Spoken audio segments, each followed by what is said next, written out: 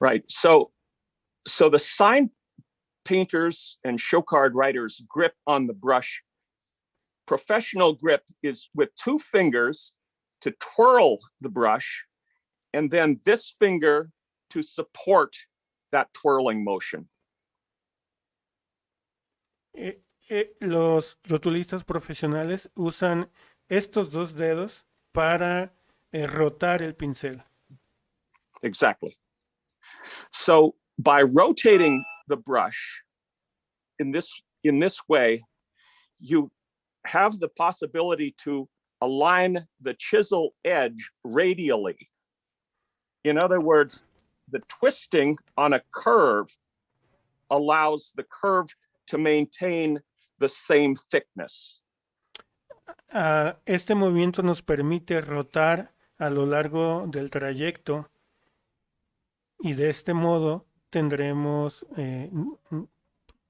capaces de rotar de acuerdo al trazo. And the brush can be rotated either counterclockwise this way or clockwise the other way. Y el pincel puede ser rotado contra el reloj o con el sentido de las manecillas del reloj. So the thumb and the forefinger are the motor controls for the orientation of the chisel edge. Thumb and forefinger. El pulgar y el dedo índice son los que determinan la rotación del pincel. That's right. And you'll notice that I have a bump, a callus right there on my knuckle. And that's from 50 years of rotating the brush. Because that is the contact point right there. Y pueden ver que en mi dedo medio tengo un callo de tantos años utilizándolo.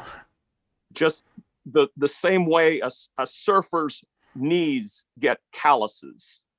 Del mismo modo que las rodillas de los surfeadores generan callos.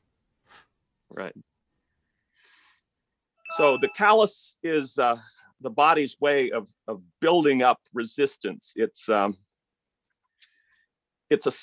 sign that we sign painters have been in the business a long time to have that callus. Ustedes pueden ver a un rotulista y pueden determinar su experiencia por el callo en los That's dedos. right. So the grip on the brush will differ depending on one's hand position. So let me remove these smaller brushes and give you a closer look. Los trazos van a variar dependiendo del tamaño del pincel. Quisiera que tomen un vistazo. So put those aside.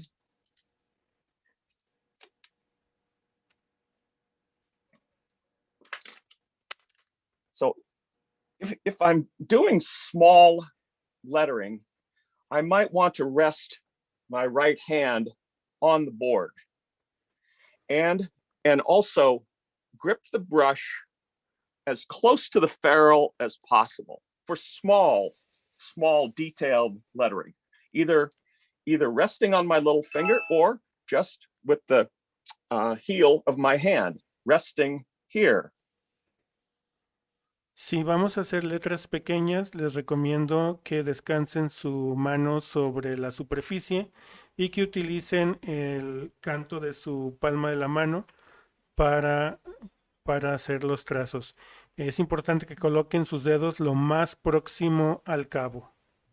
Okay. So one's hand position depends on the size and style of the letter.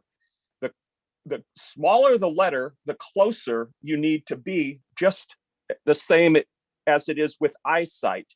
To read the small print in a book, you need to get your nose closer to the page. But for the big type, you can stand farther away. Sí, van a ser letras pequeñas. También ustedes pueden estar más cercanos a la superficie, y si son letras más grandes, ustedes pueden estar más alejados. So the next technique I'll show you is using my left hand to support my lettering hand. This is called hand over hand method. And this allows me to get a grip on the brush, which is farther from the ferrule. Esta técnica se llama mano sobre mano y es la manera de cómo sostenemos el pincel y debemos de colocar los dedos alejados del cabo. That's right. So for a larger letter, I want to move my grip farther from the hairs of the brush. For a small letter, closer to the ferrule. For larger letter, farther from the ferrule. Does that make sense? Utilizando esta técnica, si vamos a hacer letras grandes, debemos de colocar nuestros dedos lejos del cabo, y si vamos a hacer letras pequeñas, debemos de colocar nuestros dedos cerca del cabo. ¿Hace sentido? So imagine riding a bicycle that has a low gear, a medium gear, and a high gear. Well, if you're going up a hill, you want the low gear, but if you're on the flat and you want to reach top speed, then you have a higher gear. So imagine that all of the choices reside in this part of the brush. Es como cuando ustedes van en bici, si van subiendo una colina, van a usar el engrane más pequeño. Si van de bajada, pues van a usar, si están en una superficie plana, van a usar el engrane más grande. Eso mismo pasa en esta área gordita del pincel. Si la letra es más grande, van a estar más alejados. Si la letra es pequeña, van a estar más cercanos al cabo. Right. And then for much larger letters, it's not necessary to hold the brush here. Sometimes you want to let the brush establish stability by getting the ferrule very close to the substrate, and you hold the brush at the end and make the brush attain its maximum width. Para letras más grandes, inclusive ustedes pueden tomar el pincel desde la parte superior y tendrán más balance si se soportan en las cerdas del pincel. De este modo extenderán el pincel a su máxima anchura. Right, so this is providing the support. The handle of the brush provides the support. I don't need to put my hand on the substrate, and I don't need to put my lettering hand on my other hand. To make the large letters, it helps. You can still do the rotation near the end of the brush, but use the support of the brush to establish consistent brush stroke widths. El resto del pincel y el pincel en sí mismo les proveerá del soporte necesario para hacer letras más grandes. Right. So we have three basic sizes: small letters, which you can do very much like writing. Okay, you can do slightly larger letters and establish elevation here, or even more elevation by putting your hand farther from the substrate. So we have touching, elevated, and then no touching at all. Tenemos tres modos de tomar el pincel. Uno es descansando nuestra mano sobre el sustrato, que vamos a llamar tocando. Otra que sería elevada, que es cuando usamos mano sobre mano. Y otra que es totalmente al aire o no tocando nada, y sería para letras más grandes. Entonces aquí se pueden distinguir las tres técnicas. Una es para letra pequeña, descansando la mano sobre el papel. Una es para letras medianas, que es descansando la mano sobre la otra mano. Y para letras más grandes, donde el pincel va a ser el soporte, donde tomamos el pincel lo más lejano del sustrato. Right. Now, most people graduate to a brush this size, but I started with a brush this size in a sign shop. making very large letters. La mayoría de rotulistas se gradúan al usar este tipo de pinceles, pero en mi caso fue al revés. Yo empecé con este tipo de pinceles. This is known as a banner brush. Este pincel es conocido como un pincel de lonas. And it has the beauty of covering a lot of area with very few strokes. Y tiene la propiedad de cubrir grandes áreas con pocos trazos. Exactly. Okay. And this is a mega brush. It's made by Blick Art Materials. Y And este it's affordable. es un mega pincel, es de la marca Blick y no es tan caro. Right. So those of you who do not have a flat brush like this will probably need a round ferrule brush, such as this. This ferrule is round, okay, and then you will need to palette the hairs and get the hairs into a chisel shape. La like mayoría, this. para los que no tienen un pincel plano como el azul que se está mostrando, posiblemente lo que requieran es un pincel que tenga el cabo redondo. Para los que tienen cabo redondo, tienen que aplanar el cabello del pincel hasta dejarlo plano. And these are two other examples of round ferrule brush. This one has the copper ferrule, which is a more traditional show card writer's brush, and they're both red sable and not synthetic. And this one has a chrome ferrule. Y aquí pueden ver dos ejemplos de pinceles, uno con cabo de cobre y el otro con cabo metálico. Los dos son de sable rojo. El primero se usa más para cartel publicitario. All right. So I'll get to this brush next, but I want to point out a few things about handling the brush and using. I'm using a water-based paint called tempera. So let me show you what that looks like. Voy a usar el pincel de cobre más tarde, pero por lo pronto les voy a mostrar la tinta que voy a estar usando. Es conocida como tempera. Yes, it's water-based, it's not toxic, and there are no fumes. Es una pintura a base agua, no genera olores y no es tóxica.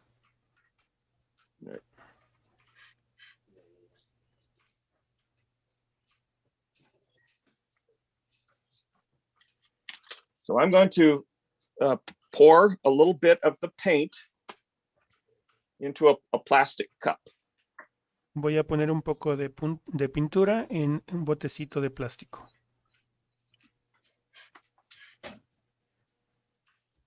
And then mix in a little bit of water. Y lo voy a mezclar con un poquito de agua. And I stir this around. Vamos a mezclar un poco.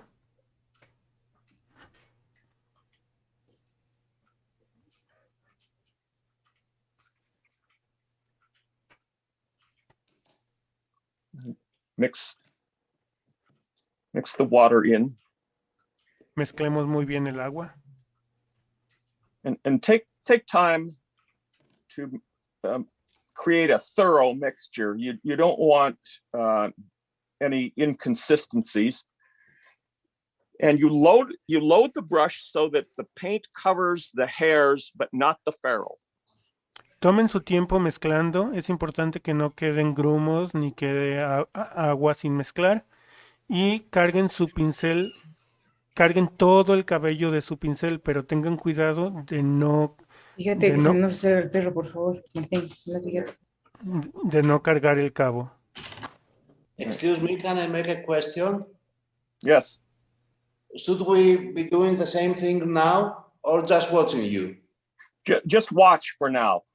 Okay, thank you. You're welcome. John le sugiere que, aunque pueden estar haciendo esto al mismo tiempo que él, prefiere que lo vean primero. Now, the PDF that I sent out shows a style of condensed casual letters, and I hope that you've all had a chance to look at that PDF. It shows some practice strokes that's slant and taper like this. El PDF que les mandé contiene estilos de casuales angostas. Espero que todos hayan tenido oportunidad de ver el PDF. Nota, si ustedes están viéndonos de YouTube, pueden acceder al PDF desde el Discord de Letrástica o desde el grupo Apoyo a la Rotulación a Pincel en Facebook. Y la idea es de generar estos trazos graduales, de más ancho a un poquito más delgado.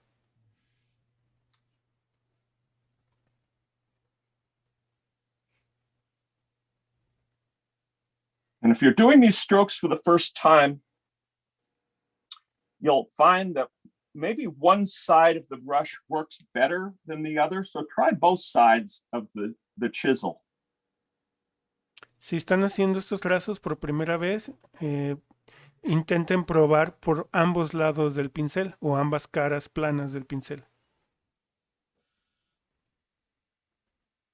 The handout shows strokes that go in progressions. You'll notice this stroke is more upright than this stroke. So with every stroke, I'm creating more slant. Y pueden ver que en el PDF los trazos van variando su inclinación de más verticales a más inclinados. Until I finally get the right amount of slant for my first letter. Hasta que alcanzo la inclinación adecuada para hacer mi primera letra.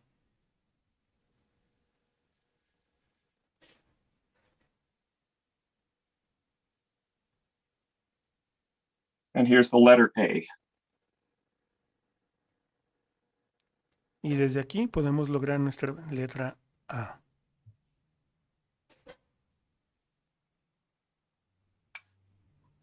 Okay.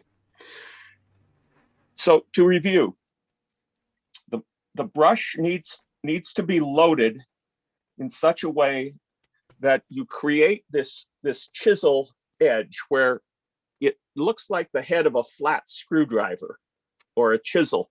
If you overload your brush like this, it won't have the right shape. So load the brush and then drag the brush across the cup like this to remove the excess paint. Repasemos. Recuerden que tienen que cargar su pincel pero al mismo tiempo tienen que peinarlo o aplanarlo hasta lograr una apariencia como de un desarmador plano. Y yeah. So the other technique for paleting the brush is to use what's called a palette card, which is it's just a scrap of cardboard. And instead of using the edge of the cup, I get the excess paint out by dragging the brush across the edge of the card. It does the same thing. Ese es un cartoncito que uso para aplanar el pincel. Y asimismo, como con el botecito, la intención de peinarlo también es remover el exceso de pintura. Si no remueven la pintura adecuadamente, no van a poder lograr la forma plana. Ah, success. Éxito. I have a question. How runny should the ink be? Okay, that is a question that takes a long time to explain. I'll try to do it in a short way. You don't want the paint so dilute that it's dripping out of the brush. Okay. In other words, I can show you here, even when I load the brush to its maximum, it takes a long time for that drip to start. So I know that my paint is very close to being the right consistency. Now, if I'd add a little bit of water, that would be okay too. But the true test is whether the brush runs out of paint before you get to the baseline. If the paint is too thick, too heavy, and not dilute enough, you're going to see evidence in the lower half of the stroke. For example, can you see the streaks? Yes, I can see.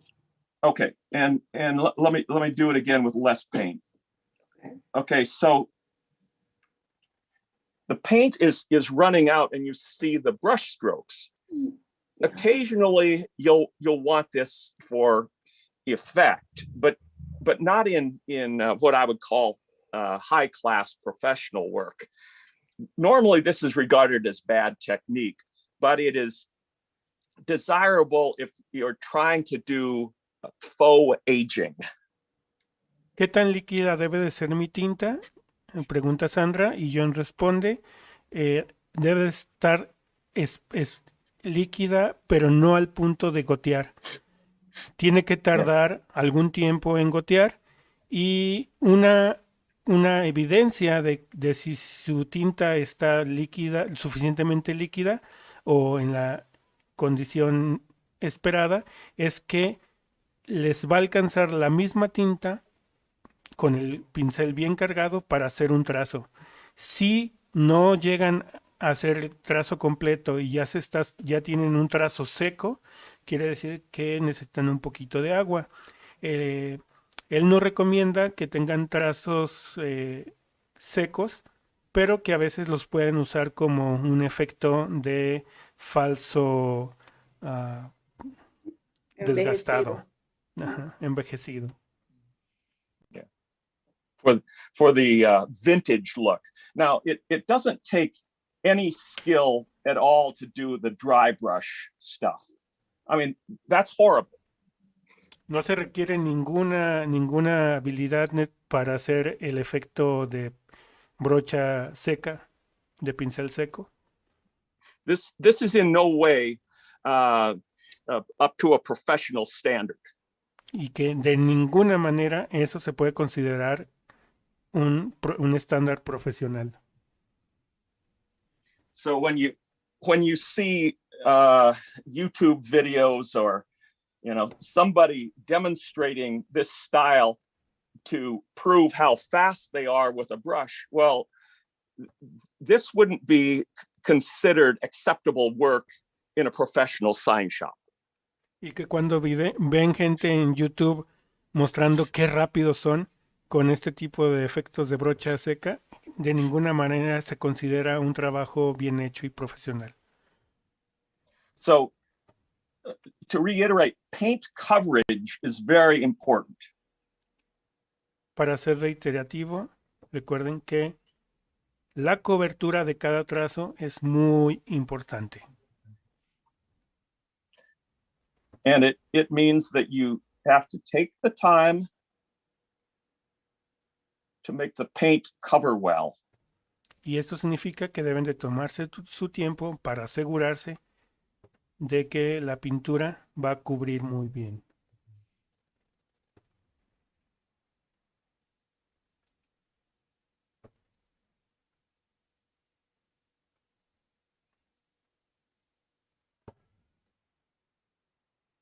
And you see how much cleaner this letter looks.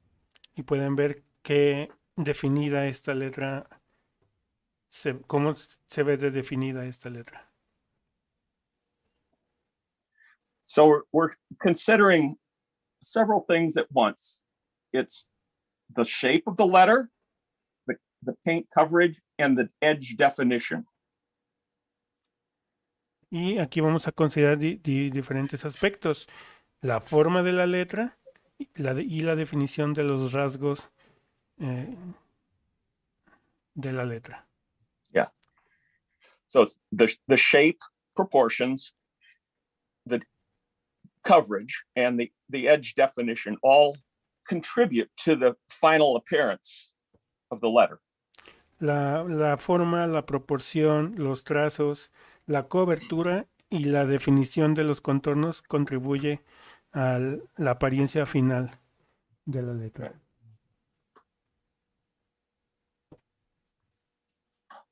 Switching back to the paint cup, Y ahora voy a cambiar el botecito de pintura.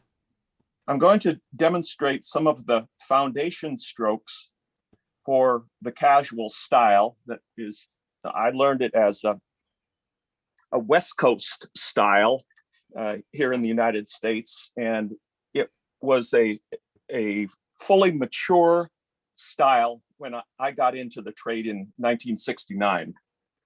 Les voy a mostrar los trazos básicos del estilo casual que yo aprendí en la costa occidente de Estados Unidos. So here are the attributes of the casual speed stroke style. Number one, it's fast. Una de las características principales de este estilo es rápido.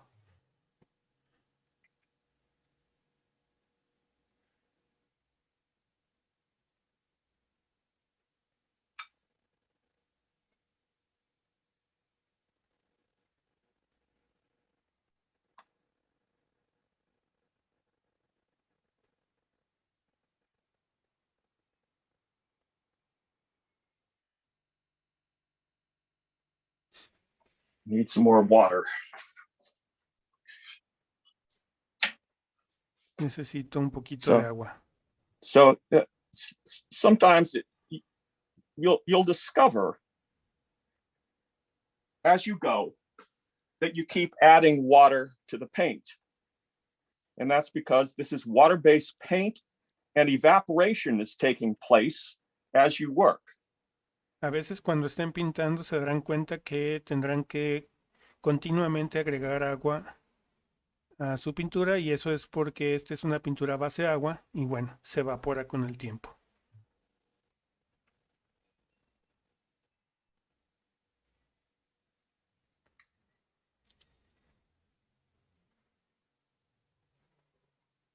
Now, the reason I do the first stroke of the T at the top is that I want to be able to visually center the stem.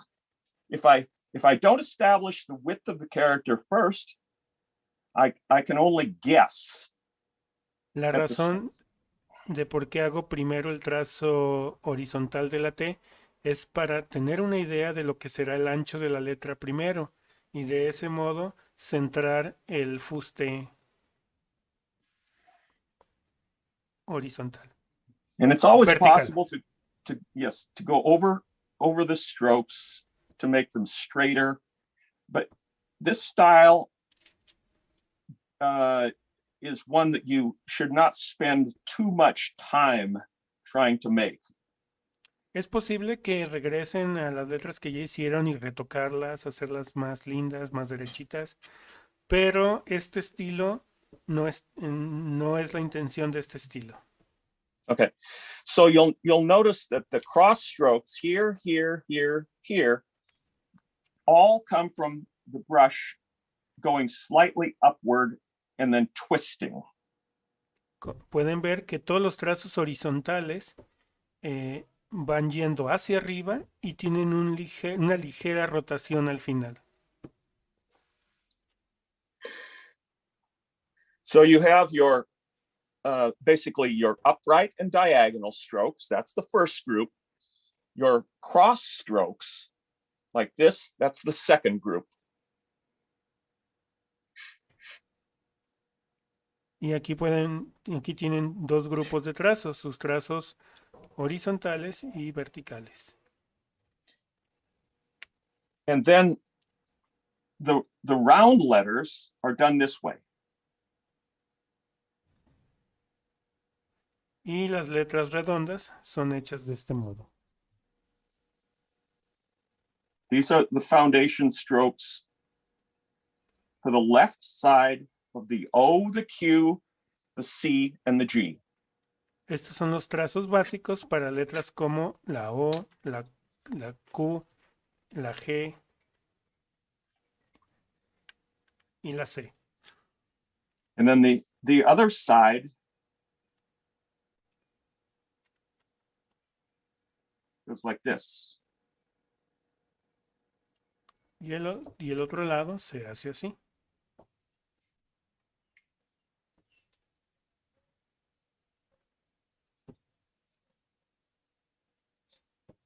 Okay. So I'll return here and make an O, and you should sketch the form of your counter first to determine the width of the character and the slant. Nos vamos a ir de este lado ahora y vamos a bocetar la parte interior o contraforma de la letra O para saber qué ancho va a tener.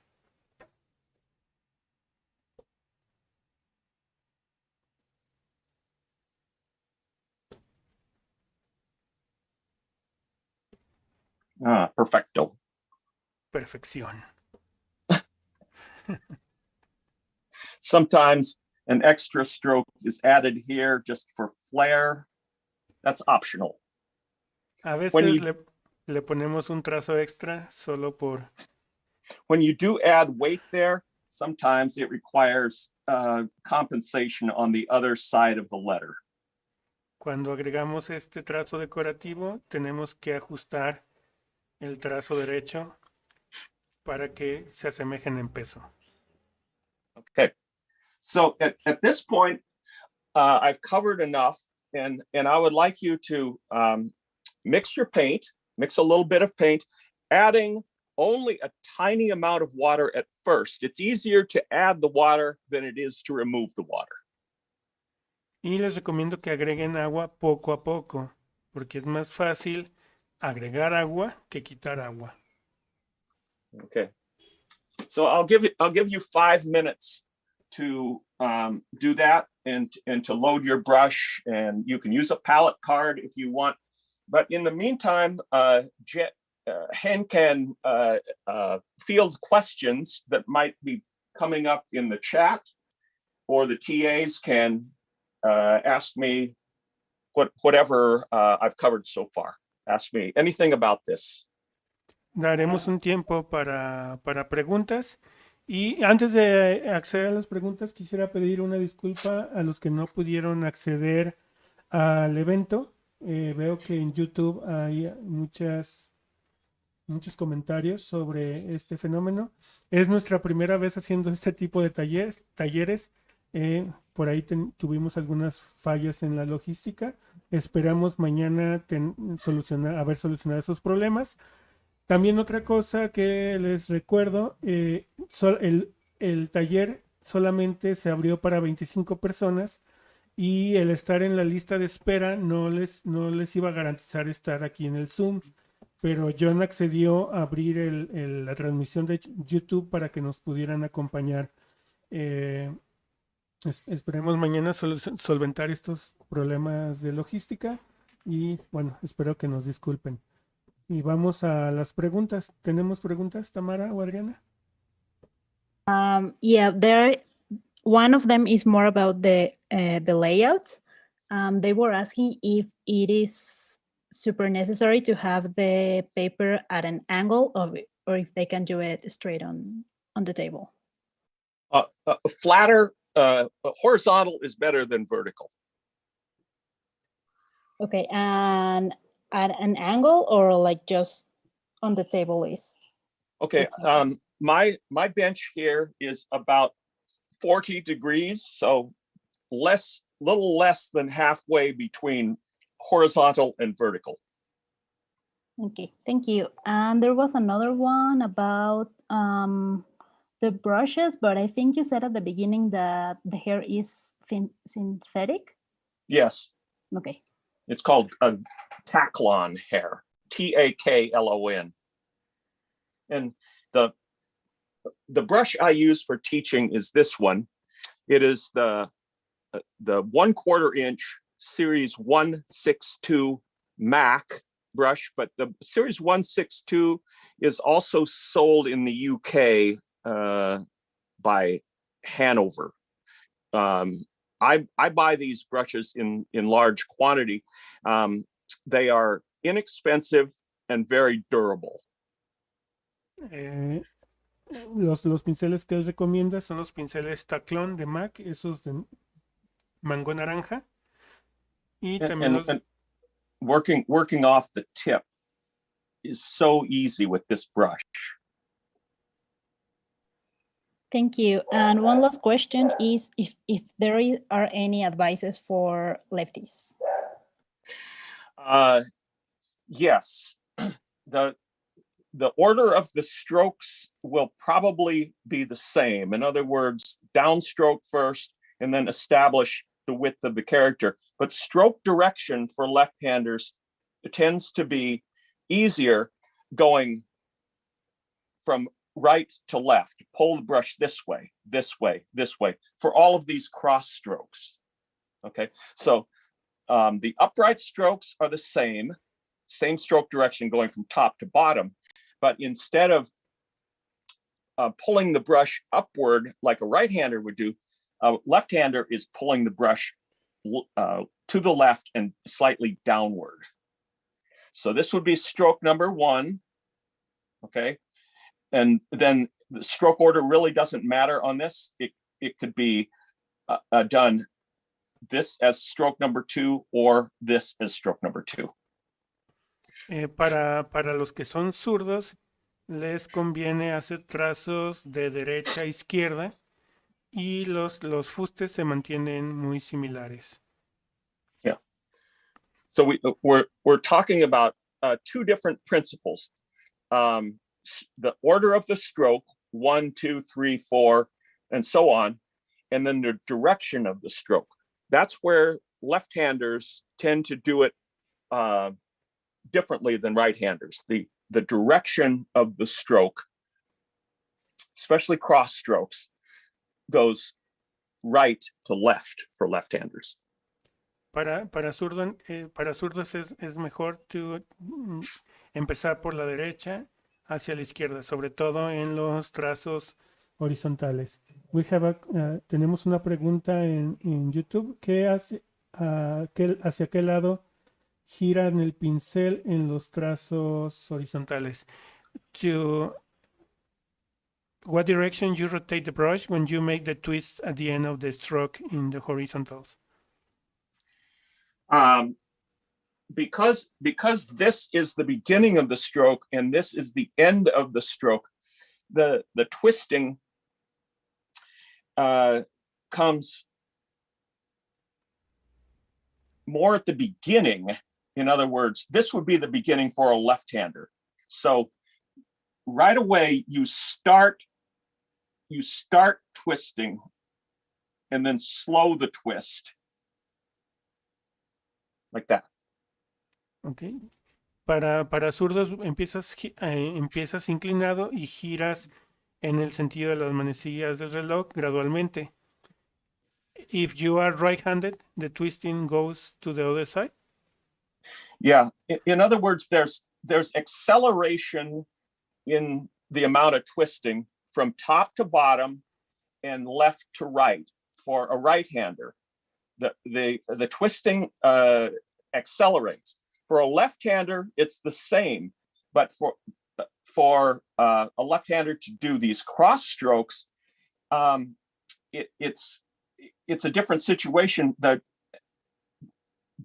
acceleration doesn't come at the end. The acceleration comes at the beginning, and that's where it's hard for me to explain. Although I've worked with left-handed sign painters, all of them very good, by the way. So being left-handed is not a handicap, but you do need to make adjustments. So what I'm saying is that this angle here is the ending angle. This and angle here is the beginning for a left-hander.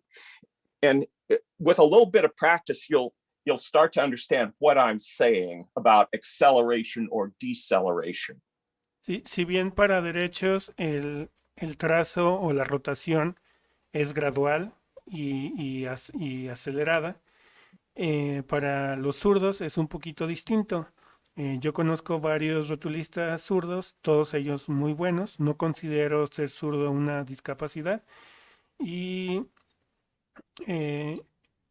ya con el tiempo entenderán este concepto de la aceleración en el trazo. En el caso de los rotulistas zurdos, ellos empiezan con el pincel ya acelerado o ya inclinado y de ahí tienen que regresar. Now, for me to do this left-handed, it's going to look like I'm a child. You know, I'll have very little control here because I'm really right-handed dominant. So that's close, but it's not what I wanted to do. Y estoy intentando hacer los trazos con la mano izquierda, pero tengo la habilidad de un niño con la mano izquierda, no es mi mano dominante. Se aproxima a lo que quiero, pero no es la calidad que quiero tener. And it's very common to make faltering strokes here if you're still in your first year of brush lettering. Y es muy común hacer trazos no muy bien hechos durante tu primer año de práctica. Yeah. Are there ¿Tenemos any más other preguntas? questions from the chat? ¿Hay más preguntas en el chat? No, I think that's it for now. Okay.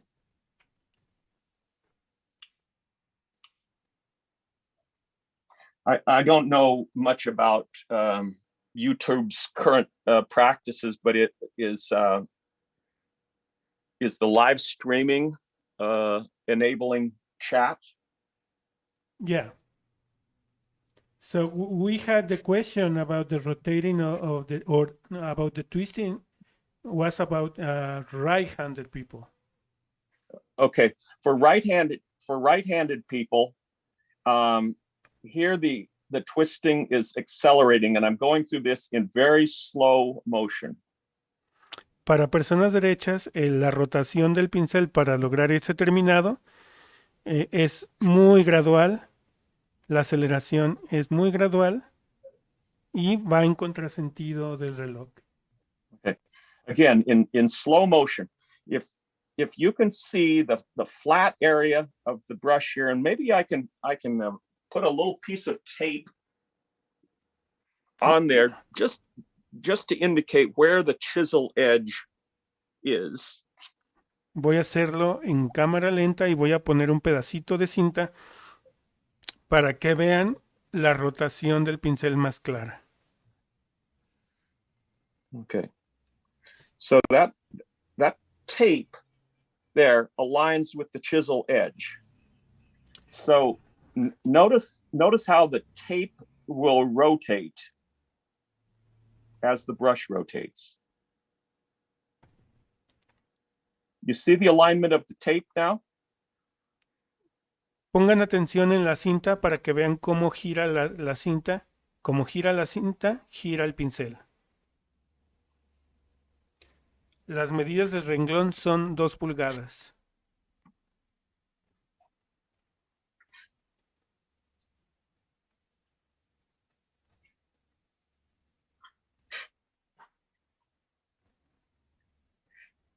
Now the rotation is good for practice.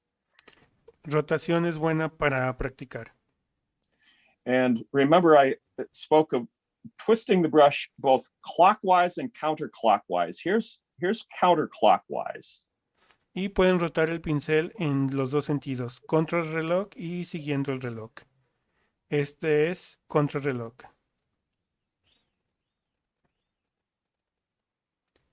We have a question in YouTube. What is better to work standing or sitting?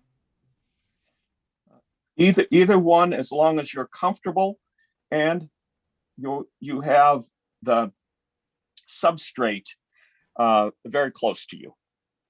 Cualquiera de los dos, depende en la que te sientas más cómodo, Pedro.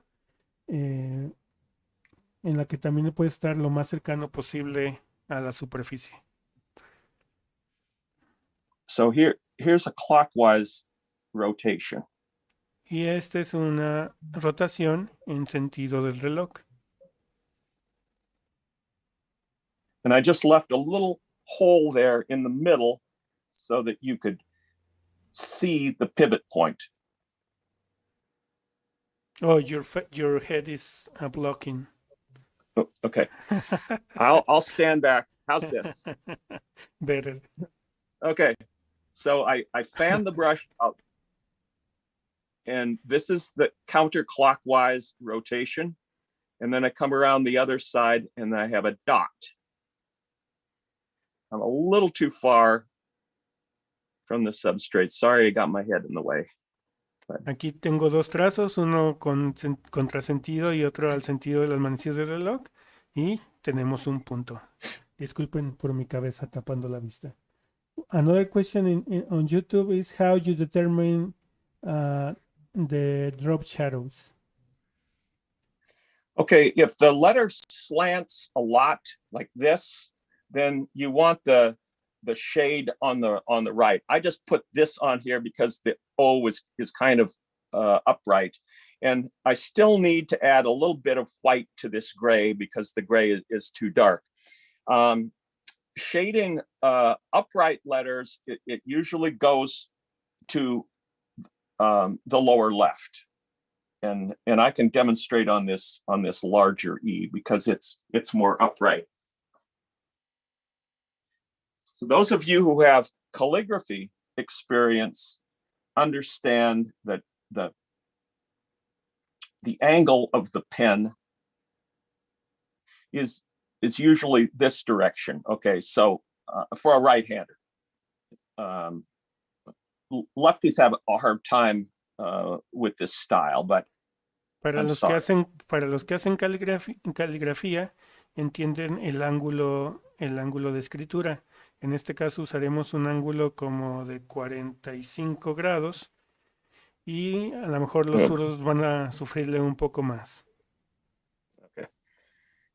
So there's a shade that goes to the lower left, and then do the counters this way. Y los trazos se hacen en la izquierda inferior o en la parte izquierda inferior de la letra. Okay, I apologize for my head. I can't do anything except stand farther away, and I'm not accustomed to that. We have another question about the pressure. The pressure is constant when you are making strokes? Yes, absolutely. And that takes a while to master. It's a difficult skill, and it has to do with this motion. You'll notice that when I pull a stroke, the brush, it starts out at my chin, okay, and then it finishes up pointing at my eyebrow. Pueden ver cómo cuando hago los trazos, el pincel inicia en mi mejilla y termina en mi ceja. Right. So esto fue en respuesta a la pregunta de qué presión se debe de ejercer, y John estaba comentando que la presión debe de ser constante. Yes. So the brush goes like this as I'm doing. It starts with the handle pointing right at my chin, and it finishes with the handle pointing up at my eyebrow. For this size letter. Can you repeat that? Because you weren't on camera. Okay. I was on the other screen. Now you are on the other screen. Okay. So here's how the brush starts at the top of the stroke. Now watch my hand, but also watch this end of the brush.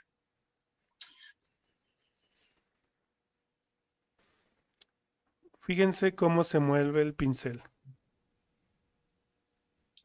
Okay, it's a seesaw, teeter-totter, with this part of the brush, the thick part being the fulcrum. Fíjense cómo alterna la postura del pincel. So here, the start of the stroke is where the end of the handle is the lowest, and the end of the stroke is where the handle is the highest. So this changes elevation. Fíjense cómo al principio del trazo el pincel está lo más inclinado y al final del trazo el pincel está lo más perpendicular. You notice now the handle is almost exactly perpendicular to the substrate, Y, but it didn't start that way. y pueden ver cómo al final es prácticamente perpendicular, pero así no inició el trazo. Okay, so even though the handle isn't quite level or horizontal, it still has a shallower angle at the start of the stroke than it does when the stroke is finished. Y pueden poner atención en los ángulos. Cuando inicia el trazo, tiene una ligera inclinación y al final el trazo, la inclinación del pincel es más aguda. I think that should be easy to understand. Espero que eso sea más claro. Okay.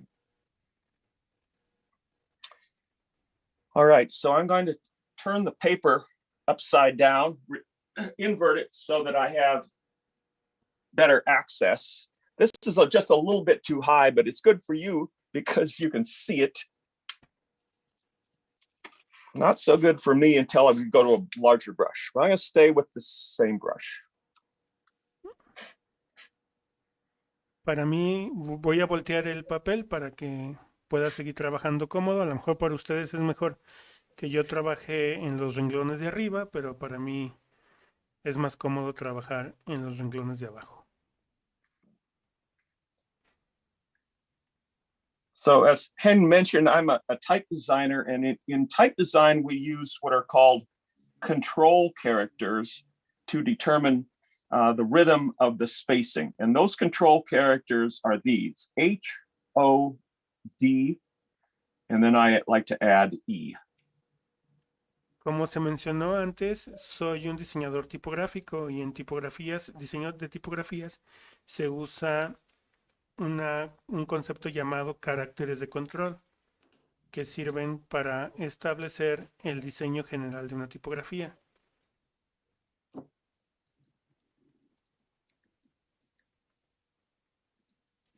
Y en este caso van a ser H, O, what else? D, E. La H, O, D, I, E. Serían los caracteres de control para este ejemplo. So you have a square letter, a round letter, a letter that has one straight and one round. And then the reason I add the D is that in English, it is the most frequently occurring letter. Para los caracteres de control es importante tener trazos rectos, trazos curvos, y la razón por la que agrego la letra D es porque es una letra de las más comunes en el idioma inglés. We have a question. When you make the vertical strokes, you also rotate the brush? Yes, I do. And I'll show you here that the angle at the top is shallower than it is when the stroke ends, and that indicates that rotation took place. La pregunta Sandra pregunta si se rota el pincel en los trazos verticales y John responde que así es. Se empieza con un ángulo muy plano al inicio y la rotación al final tiene un ángulo más agudo. So not only does the stroke taper a little bit toward the bottom, but it actually curves a little bit as it goes, up only slightly.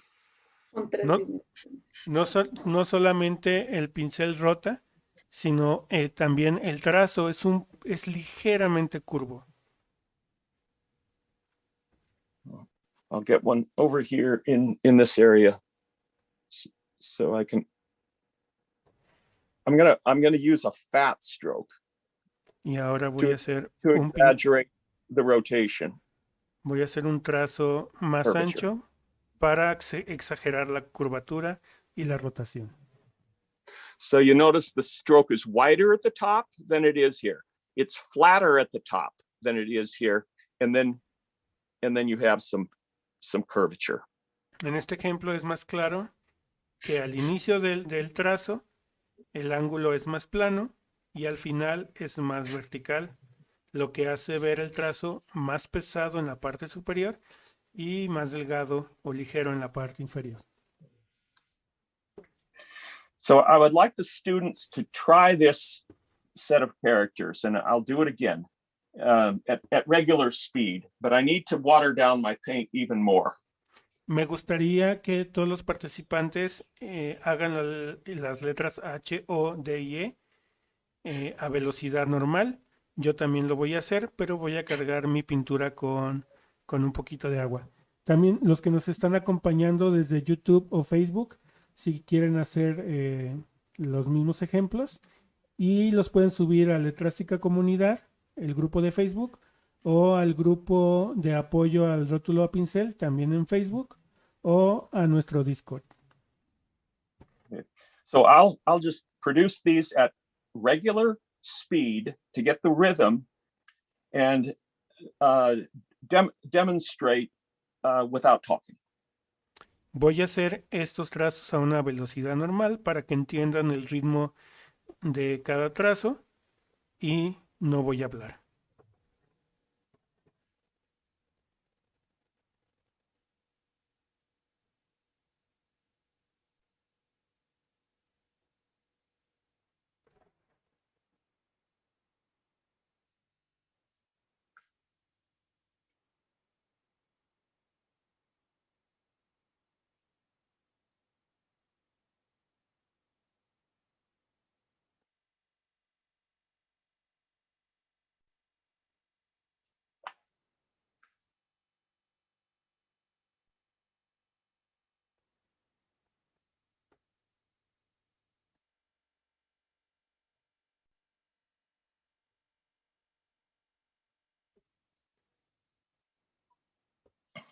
Very similar.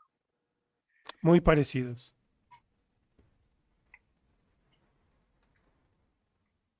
And the faster you can go, the more easily you can establish rhythm. And here's what I mean about rhythm. Lo más rápido que puedan ir va a crear un mejor ritmo. Y a esto me refiero con ritmo. You look at the consistency and you begin to realize that this is not just a matter of having the paint the right consistency too, but here I did 6 strokes without reloading the brush once. Y aquí pueden ver la importancia de cargar bien el pincel. Hice 6 trazos sin cargar pintura ni siquiera una vez. Y esto también depende de su tipo de pincel. So it's worth your while to keep adding water to the paint until you feel that the consistency of the paint is working in your favor. Now, up here, I'll do as many strokes as I can without reloading the brush, and we'll just see how it goes. Por eso es muy importante que estén atentos a la consistencia de su pintura cada vez que están haciendo trazos. Y ahora voy a intentar hacer la mayor cantidad de trazos sin cargar. 2, 3, 4, cinco.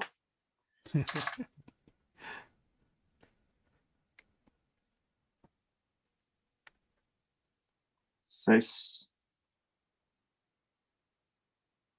7, 8. Okay.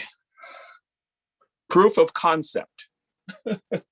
Aquí está la prueba de concepto. 8 trazos sin cargar, sin recargar pintura.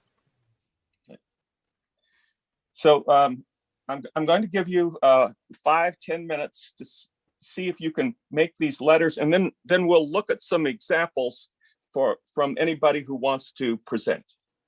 Les daré de 5 a 10 minutos para que ustedes mismos intenten estas 4 letras y veremos algunos ejemplos.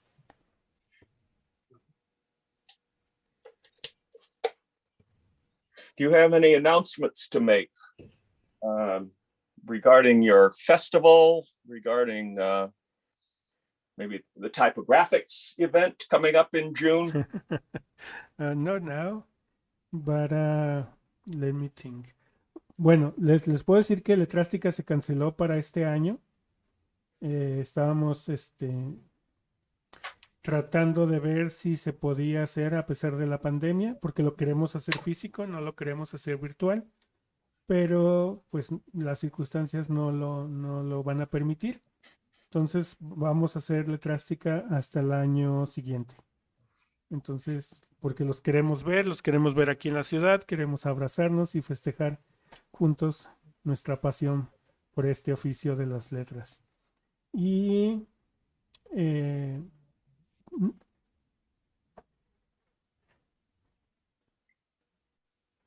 si tienen problemas para acceder a los archivos, les recuerdo, pueden entrar a nuestro grupo de apoyo a la rotulación de Pincel en Facebook o Letrástica Comunidad también en Facebook. Es importante que acepten las reglas para ser admitidos. Si no aceptan las reglas del grupo, no podrán ser admitidos. O en nuestro Discord. También estén atentos que ya viene Typographics y TypeLab. Van a estar muy buenos este año también. Les puedo adelantar que va a ser un maratón de 72 horas otra vez, TypeLab. Y pronto van a lanzar la convocatoria.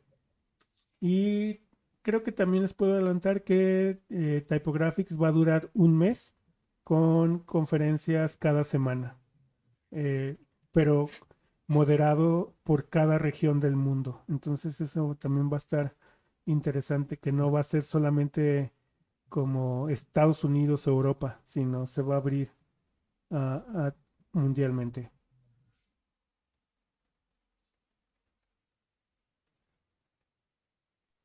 Otra cosa es que en el chat de YouTube no nos está permitiendo copiar los links para Discord, entonces esos ya los pegamos en el live stream que se está haciendo en Facebook. En caso de que alguien quiera el link, lo pueden tomar desde ahí. En la transmisión de la página de Letrástica se van a estar copiando los links. Gracias, Tamara. Y preguntan de el tipo de pincel que está usando John es un MAC. Sí. El naranja es MAC y el azul es un Simmons. Esas son las marcas.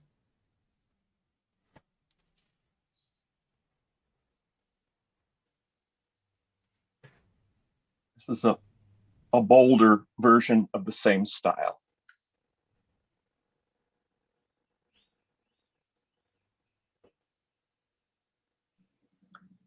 It is the same brush. Yes, more pressure on the brush. Ahora estoy haciendo letras más gordas, más negras. Y es el mismo pincel, pero ejerciendo más presión en cada trazo.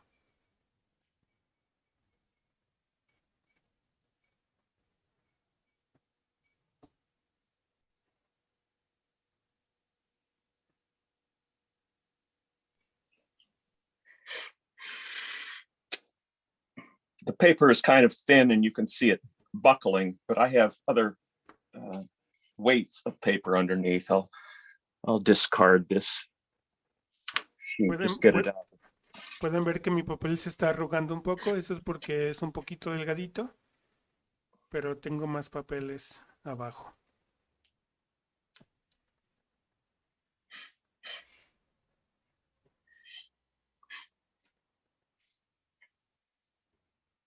And I'll also demonstrate how I put the lines on the paper. You see over here, I have a straight edge, a ruler that's calibrated in inches. I realize that not everybody measures in inches, but here's the way I put the horizontal lines on the paper.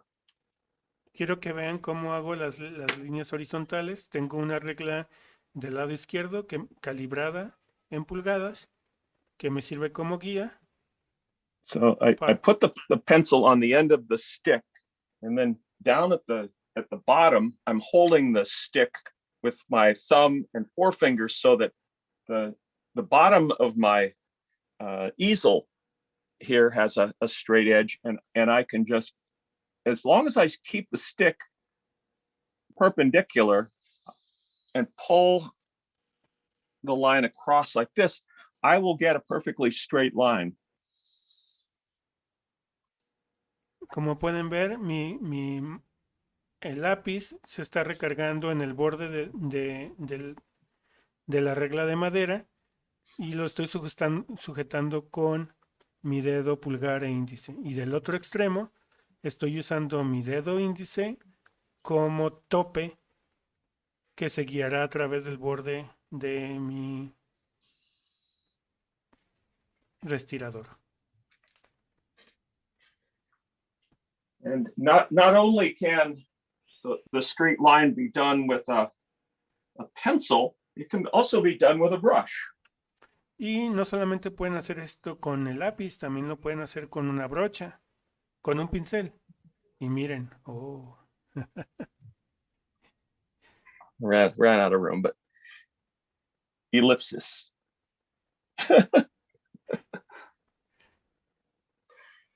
All right. Well, if anybody in the group of 25 would like to present a showing of the practice strokes, I'm willing to talk about those. Whatever shows up on the screen here, I'm willing to say a few words about. Alguien de los que nos esté acompañando en Zoom, si quiere mostrar, estoy dispuesto a dar algunos comentarios. De lo que se aparezca en pantalla, voy a opinar.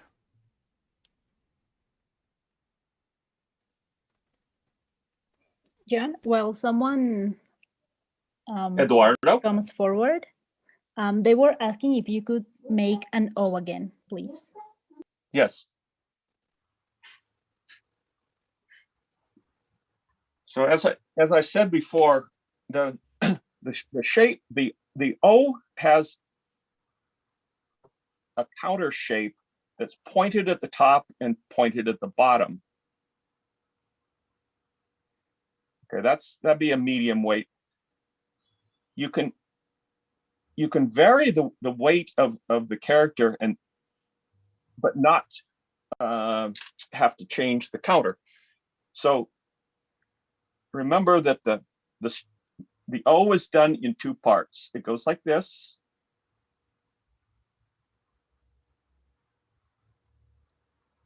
For the first part, and then across, down, and this is the second part.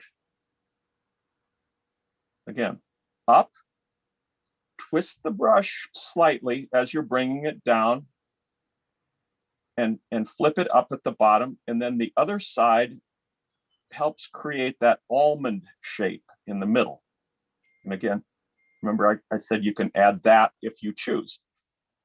Para Now, hacer la letra O, es importante. For a heavier O, you simply add more pressure to the stroke. Y es importante tener conciencia de la contraforma o del espacio interior. Podemos dibujarla para divisar la anchura de la letra. y son dos trazos. Ambos trazos son de arriba hacia abajo y tanto el trazo izquierdo como el trazo derecho debemos de inclinar o de rotar un poquito el pincel. Si quieren letras más gruesas, solamente con aplicar más presión es suficiente. Y recuerden que podemos agregar un tercer trazo decorativo como un copetito emo a la letra O.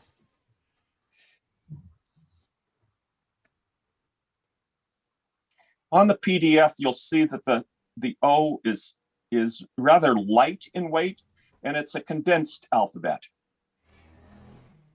En el PDF pueden ver que es un modelo un poco ligero, pero incluye todo el alfabeto. And we have a petition in YouTube if you can make the letter E again. Yes. Downstroke first. Para la letra E, primero es un trazo de arriba hacia abajo horizontal.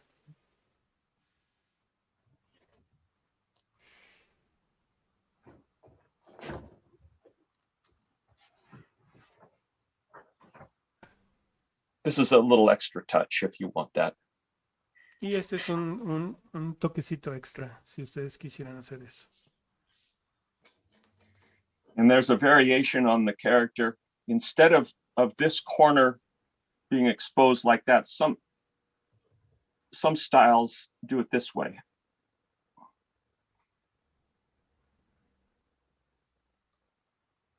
Y algunos estilos se hacen así.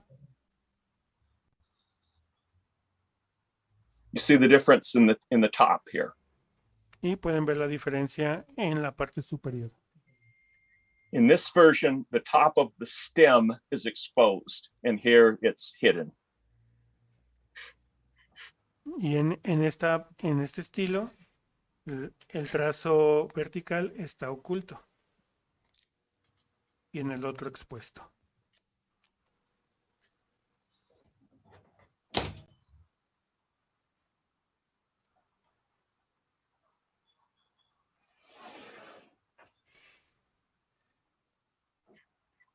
That would be the ending letter. Esa sería una letra final.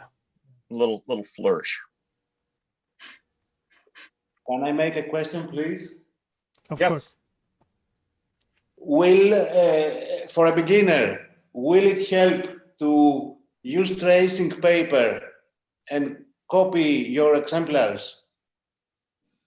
Or is it- Yes, it would help, but I encourage you to memorize the character shapes and then try to draw them the same way you would say draw a still life picture in an art class. In other words, you're looking at the setup and then you're trying to translate that to your drawing.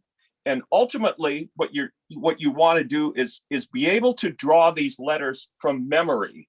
So imagine if you're in an art class and you have the same still life day after day after day, and then the teacher comes in and changes one element and says, or just removes one vase and says, okay, from memory, make the drawing that you have drawn day after day after day and put in the missing part. La pregunta es que si el PDF pueden imprimir el modelo y calcarlo usando papel translúcido y pintar sobre él. Y John sugiere que lo mejor es tener como una metodología muy parecida a las escuelas de arte, donde está el modelo y tú interpretas lo que ves en el modelo. La intención de hacerlo así es que intentes copiar las letras del modelo, dibujarlas, interpretarlas y memorizarlas. So imagine I have this heart shape. Okay. And so the question is, do you want to trace first? Well, yes, that's a good way to begin, to to learn the shape, you trace it. Okay, Pongamos, por ejemplo, que tenemos este corazón y and lo then you queremos fill it, dibujar. you fill it in. Y bueno, una opción es calcarlo y rellenarlo. Okay, then the next step in the progression is you have this as the model, but then you have to draw the heart shape the way you see it. Y el siguiente nivel, que es el que él recomienda, es tener el modelo e interpretarlo. Okay, and that's pretty close. Y esto está muy acercado. Let me use a Sharpie so that I'll go over my pencil lines here so you can see what I drew. Voy a repasar esto con un Sharpie para que lo puedan ver mejor. Okay, so very, very close, but I was looking at this to draw this. Now, what happens if you take everything away? Can you draw, imagine the heart being right there and draw the same from memory? ¿Y qué pasa si el modelo desaparece? ¿Podremos dibujar el corazón de memoria? Okay, so pretty good, huh? Bastante cercano, muy bueno. We have more another petition from the chat here and in YouTube. If you can make the letter D again. Yes, and I'm getting paint all over myself here, so just one moment to clean up. All right, the letter D. Me estoy llenando todo de pintura. Denme un minutito para limpiarme. One of our control characters. Now the first two strokes are familiar to us because it's the downstroke. Easy. Then the cross stroke with a little bit of curvature. Hasta aquí estamos Now you're trying to connect this with the bottom. Hasta aquí vamos muy familiarizados con los primeros trazos, que es el trazo vertical, que es de arriba hacia abajo, y después tenemos el trazo horizontal, que es un poquito curvo, y debemos de poner atención en cómo se unen los dos trazos curvos.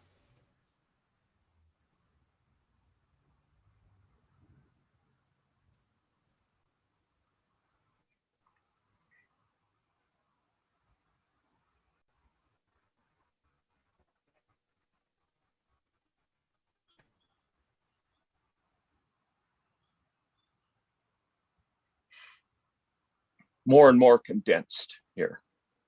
Más y más condensado.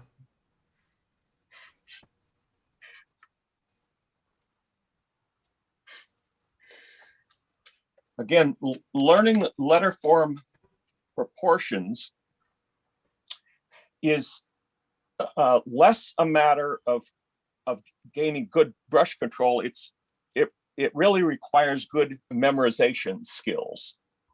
Aprender proporciones de las letras es más sobre memoria que sobre habilidad con el pincel.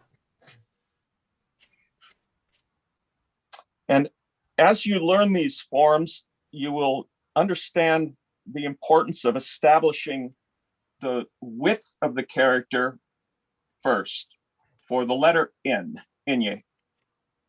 Y como van aprendiendo a hacer estas letras, es importante poner atención a la anchura de las mismas. Y ahora vamos a hacer la letra ñ.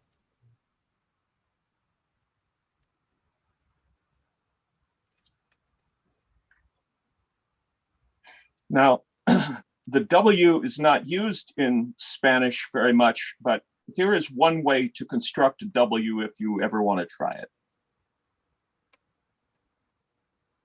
Y vamos a intentar hacer la letra W, aunque no es muy común en español.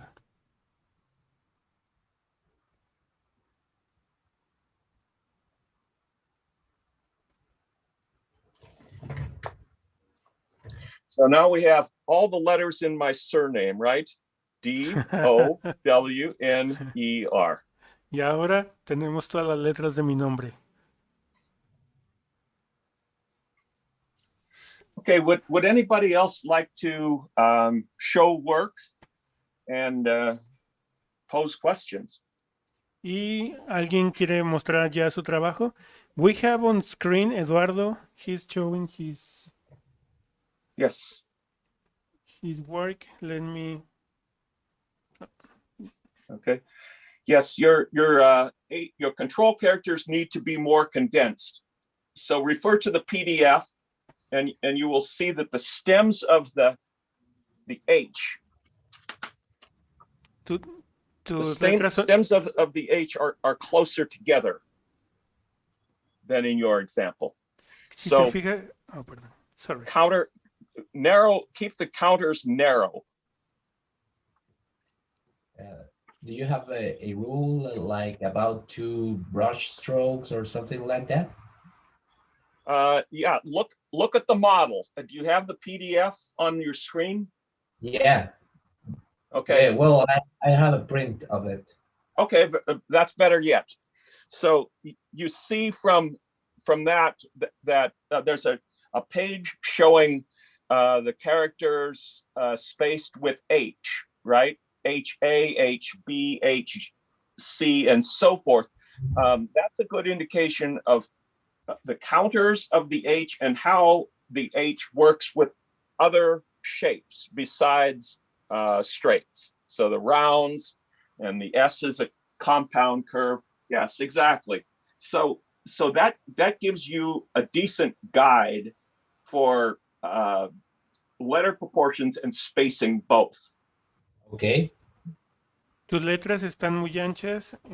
Buscaría que te refieras o que consultes el PDF que les envié y puedes ver que son más condensadas. En pocas Okay. palabras. Yes.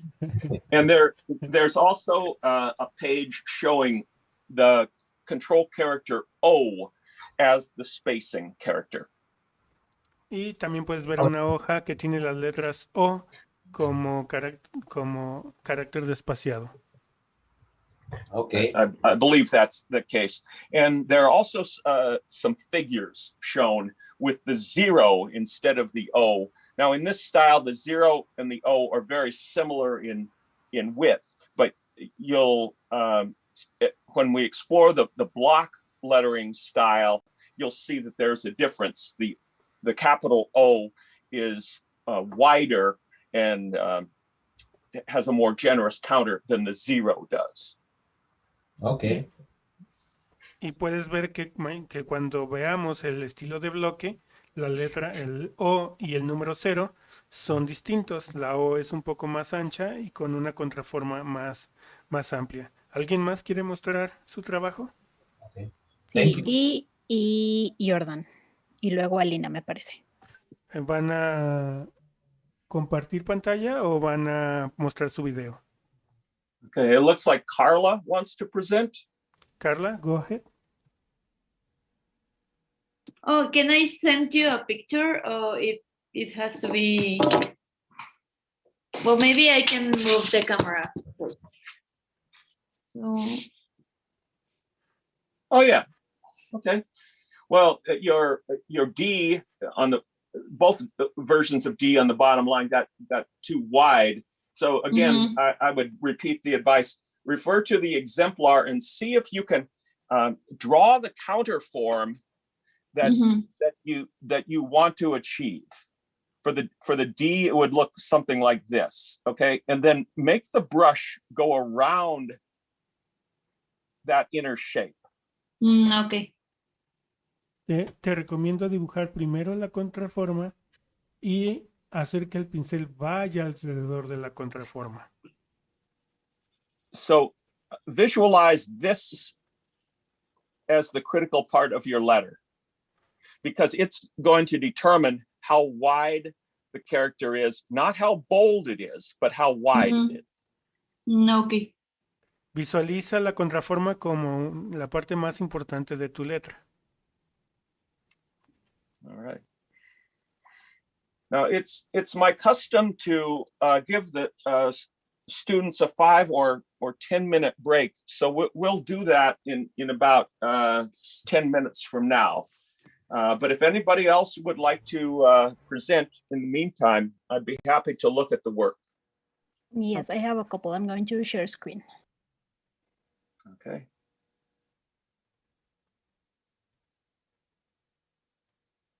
All right. So this is Dai. Okay. I think your slants need to be a little bit more consistent for the letters. You see in the top line, you got the slant pretty consistent, but when you're putting these strokes together to make letters, it's not so easy. And don't worry about that. That's a common difficulty. So if you can focus on the size of the counter and the width of the character right at the start, you'll have better results.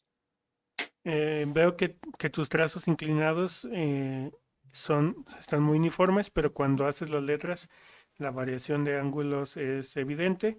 Te recomendaría también dibujar y poner más atención a las contraformas de tus letras para que las mejores.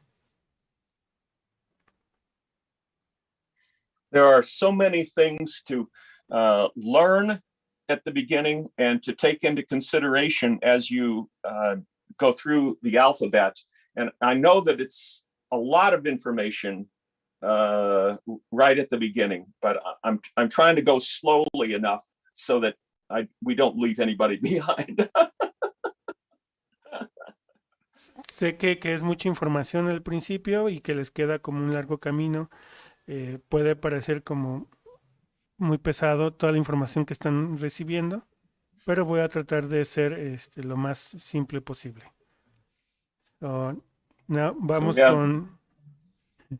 What's happened? We have a toy greeting us this evening. Is bombing the scene.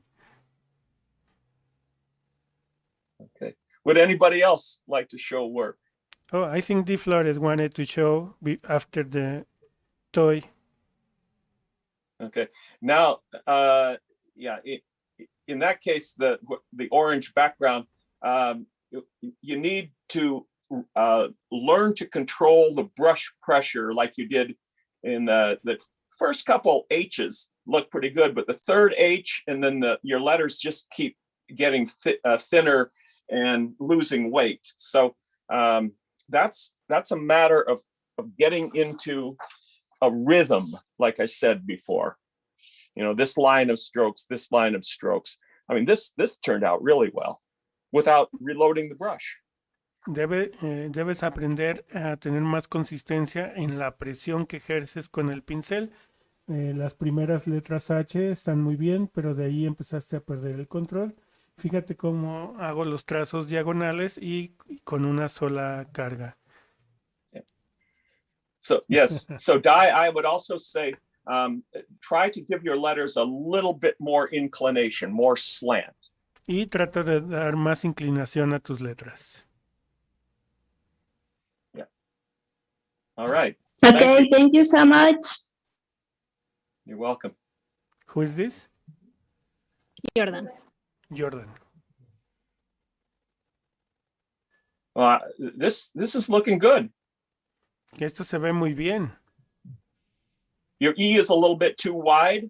Compare it to mine, and you'll see that the bottom stroke of yours is far too long. It's half again as long as mine. But this is what you want. You want the cross strokes to be relatively short. Y tu letra E puede ser un poquito más angosta. De Fíjate acuerdo. como en mis trazos, los trazos horizontales son más pequeñitos. Muy bien, de acuerdo. Gracias, Jordan. Muchas gracias.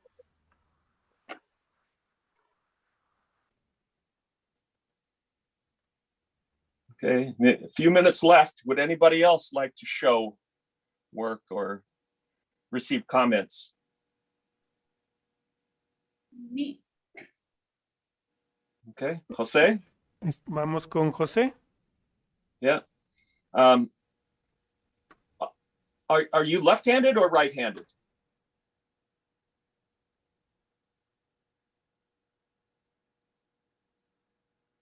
Okay. Right. Okay.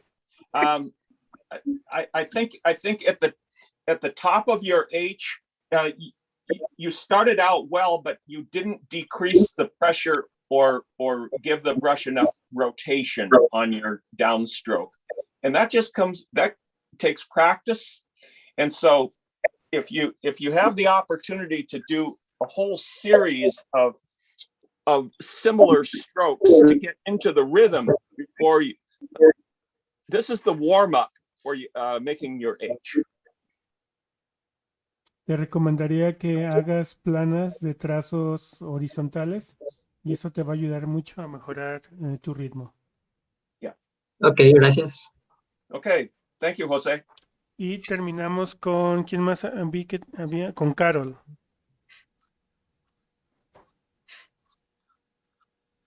Oh, yeah. ¿Puede- Okay. Again, a common problem, the counters are too wide, but they're certainly well within reason. You're looking at those shapes, and that's what I had hoped you would do.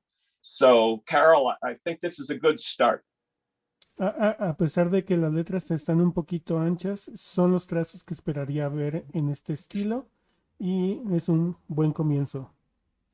Make them narrower. Hazlas más condensadas, más angostas. Okay, thank you. Thank you. Okay, so it's break time. How much I'll time? be back here in 5 minutes, and we will resume in 10 minutes. Does that sound fair? Ok, regresamos en 10 Ok. minutos y por lo pronto vamos a tomar preguntas de los que estén aquí en Zoom y de los que estén en YouTube y Facebook. Entonces aprovechen, nos vemos en 10 minutitos. Very good. Bye. Thank you. You're welcome. Thank you.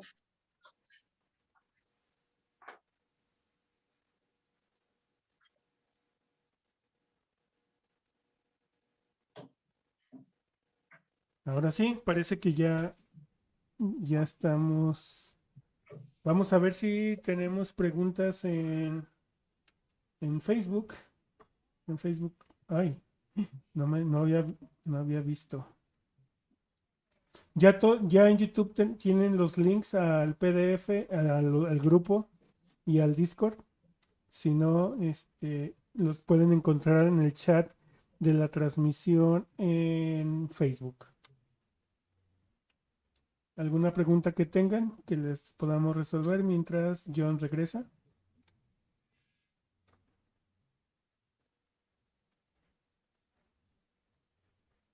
Ok, si no hay nada, entonces nos vemos en 10 minutitos.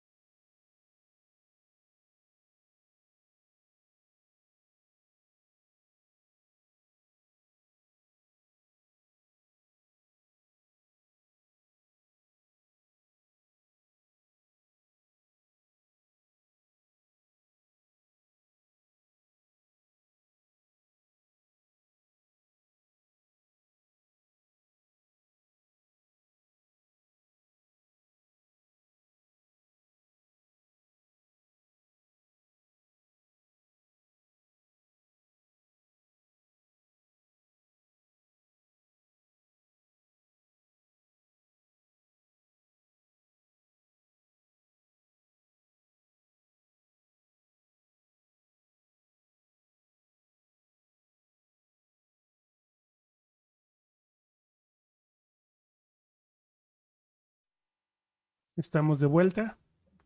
We're back. I'm back.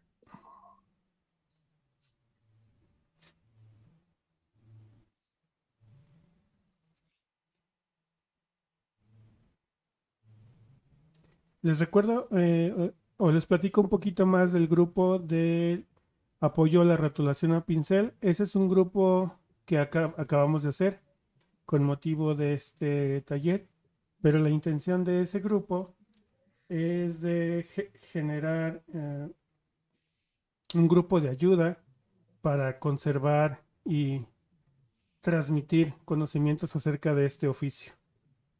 No solamente es un grupo para presumir sus rótulos, sino es un grupo para compartir recursos, críticas, técnicas. Entonces, los invito a que sean parte de este grupo. Se llama Apoyo a la Rotulación a Pincel en Facebook.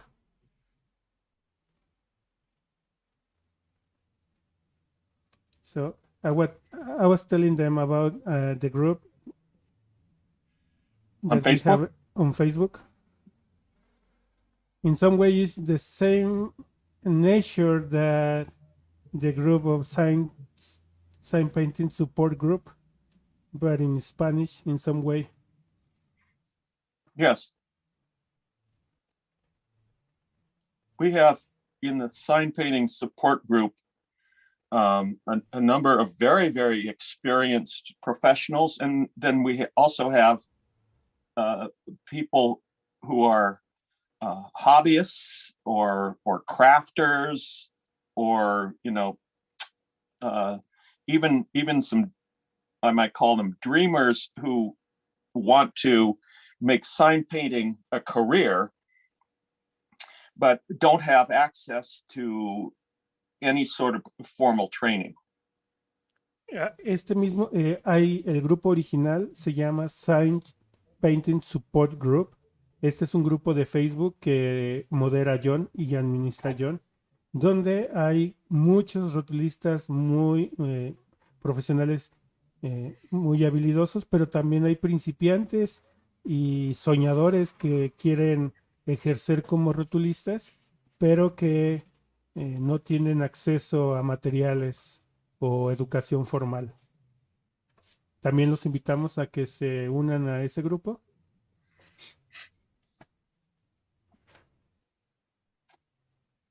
And I think the biggest benefit of the sign painting support group that I have discovered so far is that the archive that we've built is becoming a virtual textbook. Y una de las cosas que le han sorprendido a John del grupo de soporte a la rotulación, la versión original, es que tienen tanto material que casi podrían hacer un libro de texto.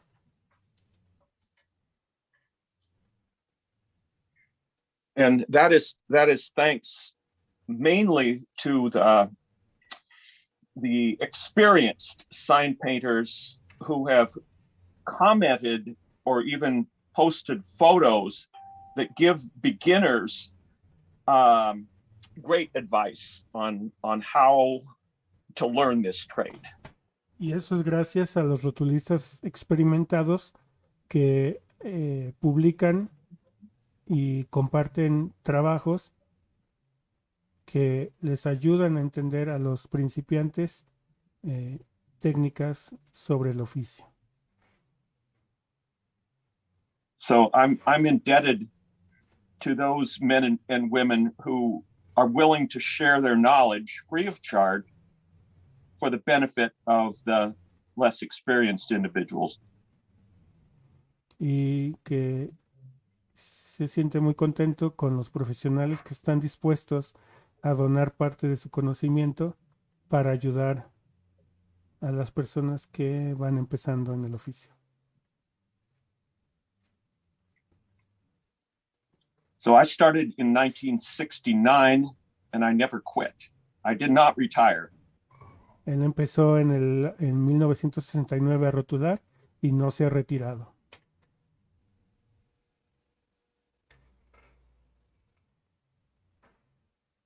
And I started teaching in 1972, even before I was a journeyman, because the faculty at my university thought that I was the best they'd ever seen. Y empecé mi taller en el 72, inclusive antes de empezar a trabajar profesionalmente, porque los maestros en la escuela pensaron que mi trabajo era lo mejor que habían visto. And that good fortune was partly due to the fact that I grew up in the Pacific Northwest, very close to where the Speedball textbook was written. Y fui afortunado porque crecí en la parte de la costa oeste, en el norte, muy cerca de donde el libro de Speedball fue editado.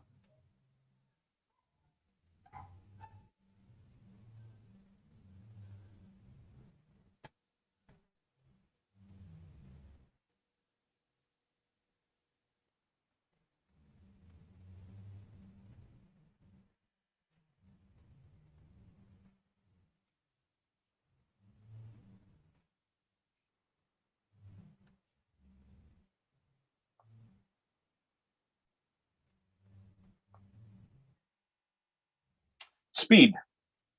It's the name of the game if you want to make a living at this. Si quieren hacer una vida haciendo rótulos, velocidad es la palabra clave. So the flat brush was taught to me at age 14, 15. A mí me enseñaron a usar el pincel plano a la edad de 14 años. And then after a few years of professional instruction in school, I got a job in a commercial sign shop at age 18. Y después de algún entrenamiento en la escuela, a la edad de 18, me volví profesional en un taller. So the flat brush is the first lettering brush that I was exposed to. And I still believe that it is the easier of the two brushes for a beginner to learn. A flat ferrule brush ensures that it's going to give you the chisel edge that you need.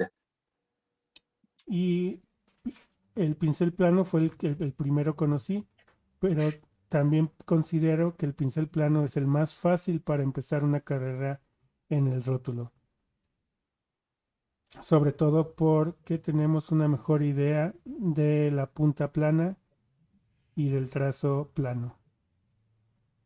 See, four strokes, and I didn't need to retouch. With the flat brush, you have an immediate advantage when you're learning to letter. Hice solo 4 trazos y no tuve ni siquiera que retocar. Esa es una de las grandes ventajas del pincel plano.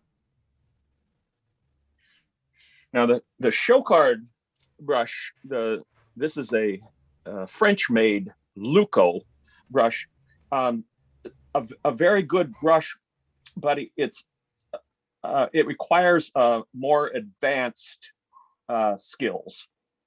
Este es un pincel de cabo redondo que requiere de más habilidad. And the true advantage to this brush is that you can get a number of different stroke widths out of the same brush. You'll notice that this will make a very thin stroke.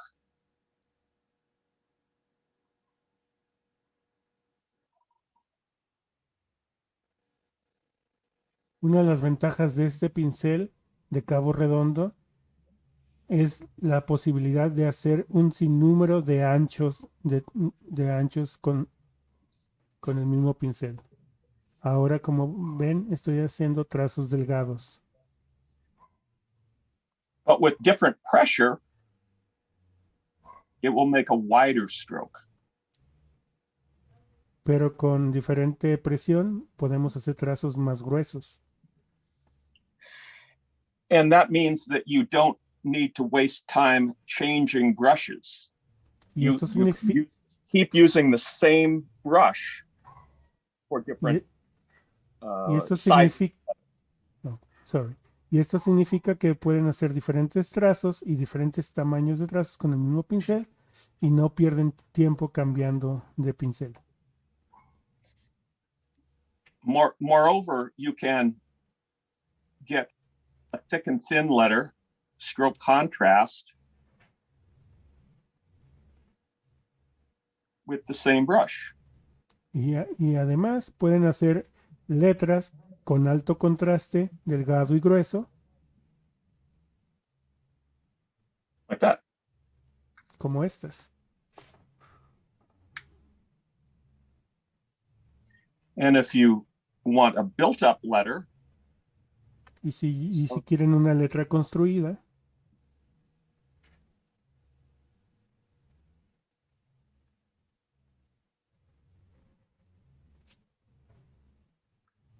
you can do that. pueden hacer Ujú. esto.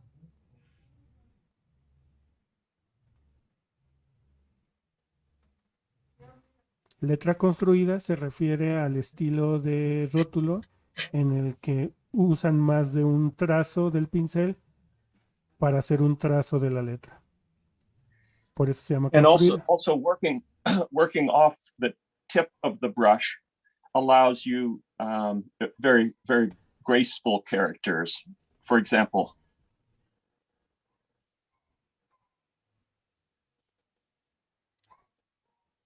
Trabajar con la punta del pincel les permite hacer cosas más sutiles y gráciles.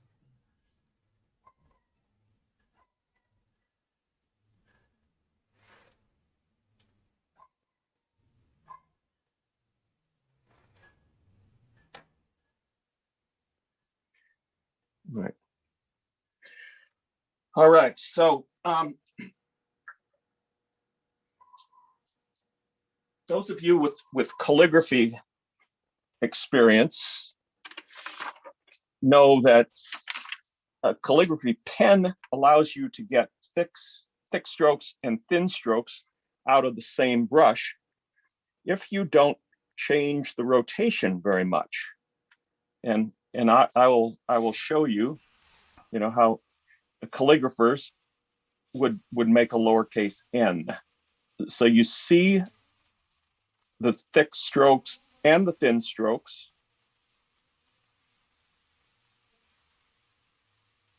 Para aquellos que hacen caligrafía, saben que sin rotar mucho la plumilla pueden obtener gruesos y delgados. So you have entry strokes and exit strokes. En este caso tienen trazos de entrada y trazos de salida. And the way you achieve this stroke contrast is by not changing the angle of the hairlines, the chisel edge very much. It has to be changed here for this hairline connection, but generally speaking, less rotation in calligraphy. Para lograr este contraste, en caligrafía no es necesario rotar la plumilla mucho, a excepción del brazo que nace en el trazo horizontal. We have thins here and then very thicks. So this is called high stroke contrast. Aquí pueden ver los gruesos y los delgados, y a esto le llamamos alto contraste.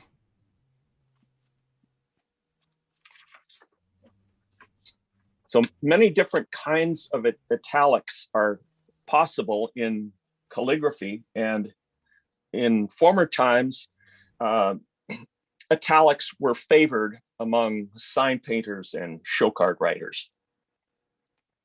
Se pueden hacer diferentes estilos de letras itálicas.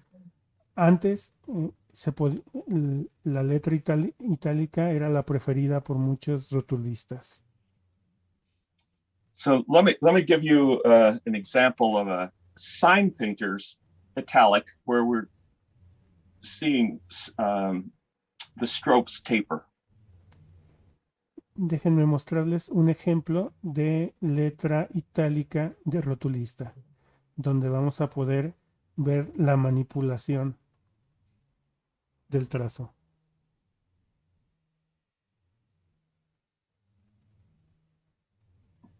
You see my paper is bouncing. It's buckling. Okay, here we go. Mi papel se está arrugando.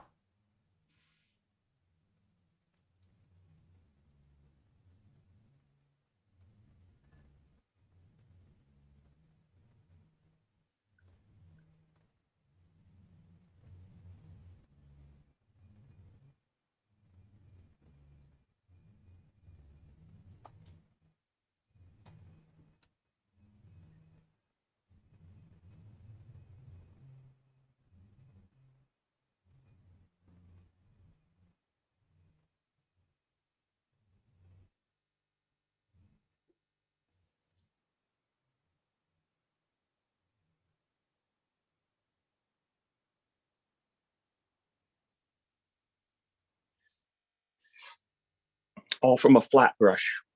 Y todo esto con un pincel plano. So cover up that. You get a good rhythm going, and then the word shape comes out nicer if you can learn this consistency. Keep the slant the same. Y si And aprenden esta strokes. consistencia a mantener la inclinación, pueden lograr un buen ritmo y una buena forma de palabra y de letras. Lettering tomorrow. I'm not going to discuss it in detail. However, the casual style and the block style make a good duo. No estaré hablando hoy o no estaré profundizando en la letra de bloque, eso será el día de mañana, pero quiero comentarles que la letra de bloque y la letra casual hacen una excelente dupla.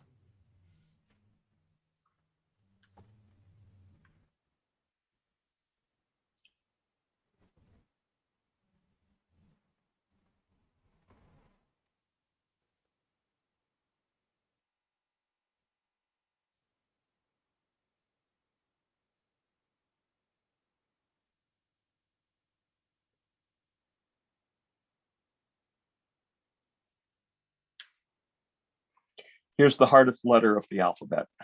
Esta es la letra más difícil del alfabeto, And that's because it's a compound curve. porque es una curva compuesta.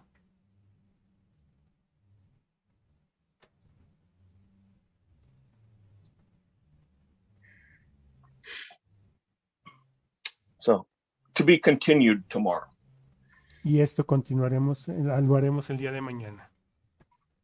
So let's look at the casual alphabet, the speed stroke alphabet on the PDF, and go through the alphabet one character at a time. Not that we have to address them all, but there are some characters I would like you to pay special attention to. Vamos al PDF, veamos el estilo casual, el que diga speed strokes, trazos rápidos, y vamos a tratar de ir por cada una de las letras, porque creo que algunas de ellas merecen más atención.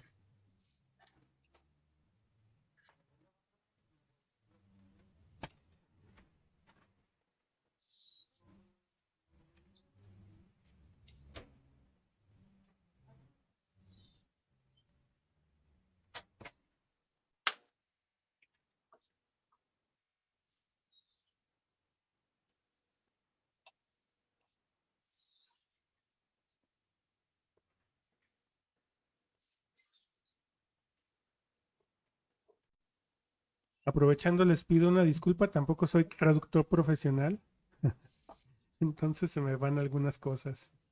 It goes fast, doesn't it? All right. So there, in every family, there's going to be a problem child or two, and things go. When we read words and take in word shapes, there are sometimes characters, oddball characters that make the whole word look a little bit peculiar. Como en toda familia, ustedes saben que hay parientes no deseados o parientes incómodos, y digamos que cuando rotulamos nos encontraremos con letras que hacen ver las palabras un poco extrañas. And in type design, we use this fictitious word, hamburger fonts. En diseño tipográfico usamos esta palabra inventada, hamburger fonts. Es como una hamburguesa de fuentes.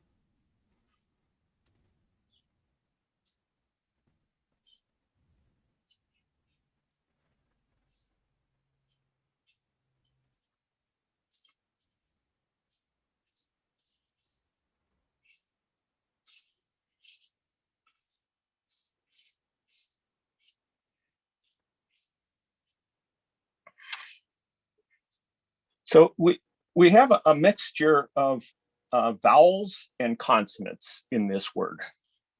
Tenemos una mezcla de consonantes y vocales.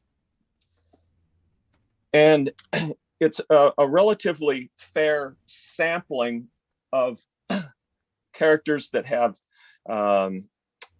pure shapes and then like mixed shape.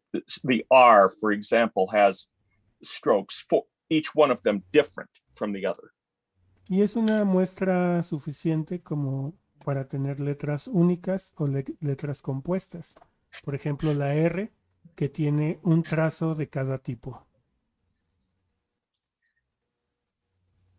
So it tends to be the case that the letters which have many different parts do not fit into a word as evenly, as seamlessly as a letter that has many similar parts. Like the E has 3 similar parts and a stem. The G has different parts. So these two characters next to one another often create an unwanted contrast. Las letras que tienen formas que son construidas por formas más parecidas, se adaptan mejor a la palabra, mientras que las letras que tienen componentes distintos o tienen formas muy variadas, son las más difíciles de acomodar. So I'm going to try to keep my head out of view. Voy a tratar de mantener mi cabeza fuera yeah, I'll del talk as I cuadro. do this.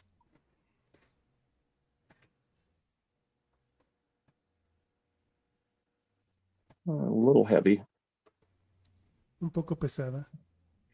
So the H is not a complex character. It's rather simple in construction because it has 2 parts that are identical to one another. La H es una letra relativamente sencilla porque tiene muchas partes iguales, como en el caso Now de the los trazos verticales. The A has 2 downstrokes, but they aren't alike. They slant at different angles. Y aunque la letra A también tiene 2 trazos verticales, ellos son diferentes porque se inclinan a diferentes lados. So immediately you see that this is simple in construction. The A looks more complex, and the A has an enclosed counter, which is quite a bit smaller than the upper counter of the H. compare the sizes of the counters, and you'll see that this character is naturally more dense.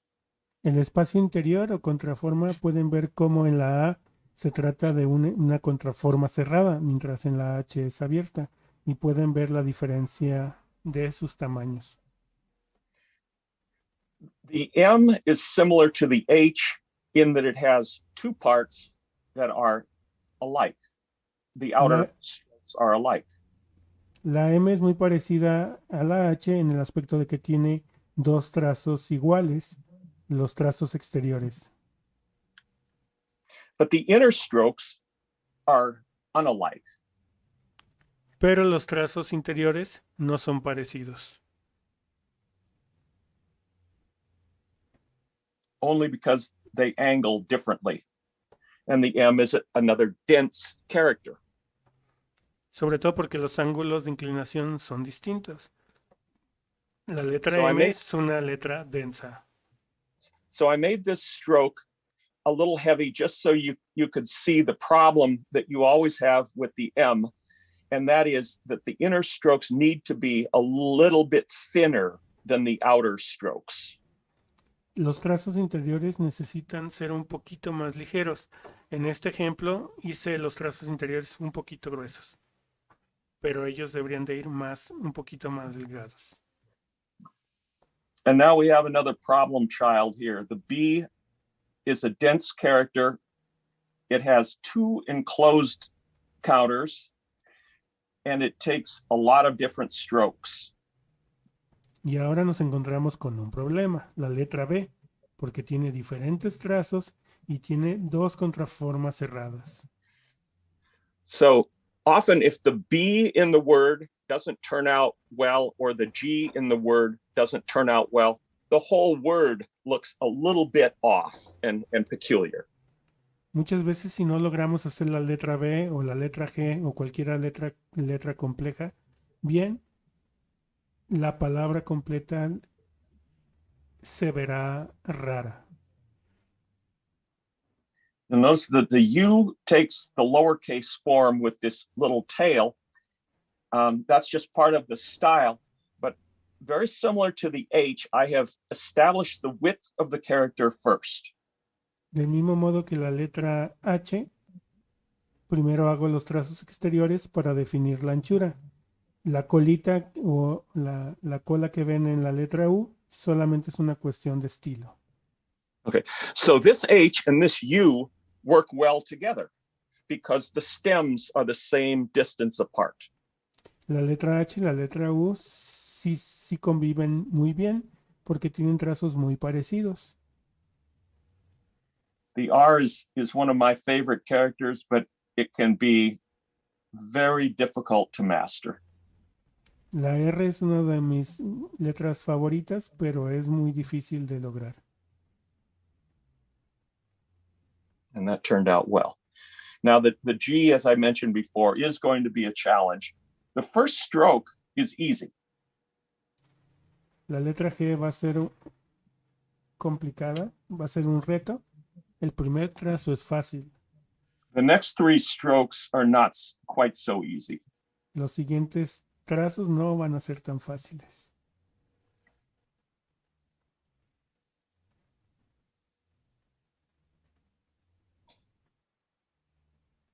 And here's a big problem. Individuals who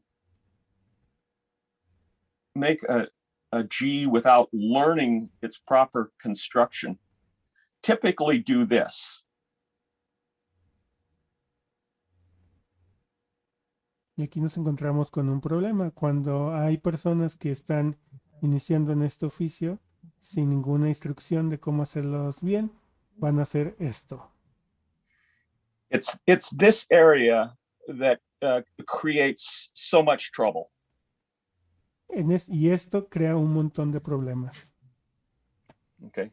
See how clean this looks in comparison to this. Fíjense qué limpio se ve la letra superior en comparación con la letra inferior.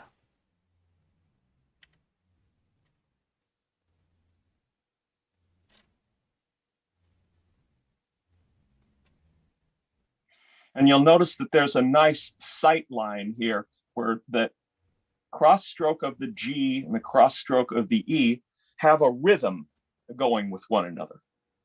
Y pueden ver cómo los trazos horizontales o las barras horizontales de la G y de la E de alguna manera coinciden, generando una línea media interesante.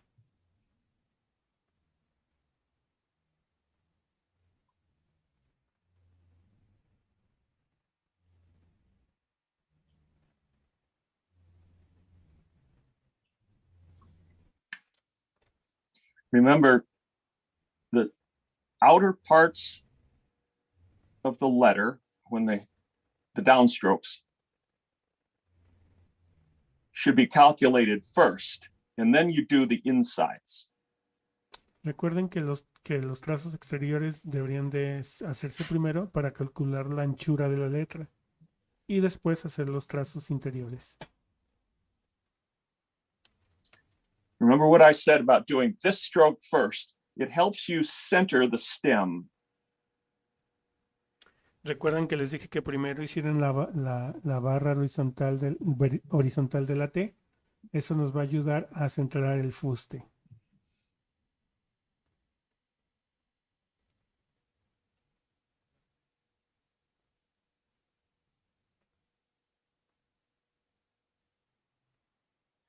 Okay, so there we have the test word, hamburger fonts. And there is no K in the word, and K is not very common in Spanish, but I've seen so many bad examples of this style where K is done this way.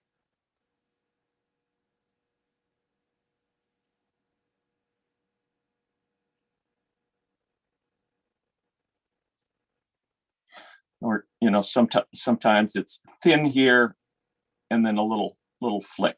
Now, you never want to create a character that can be changed into another character just like that. Okay, that's too easy. So when you see a casual alphabet and this upper diagonal curves, it sags, you'll know that that is wrong.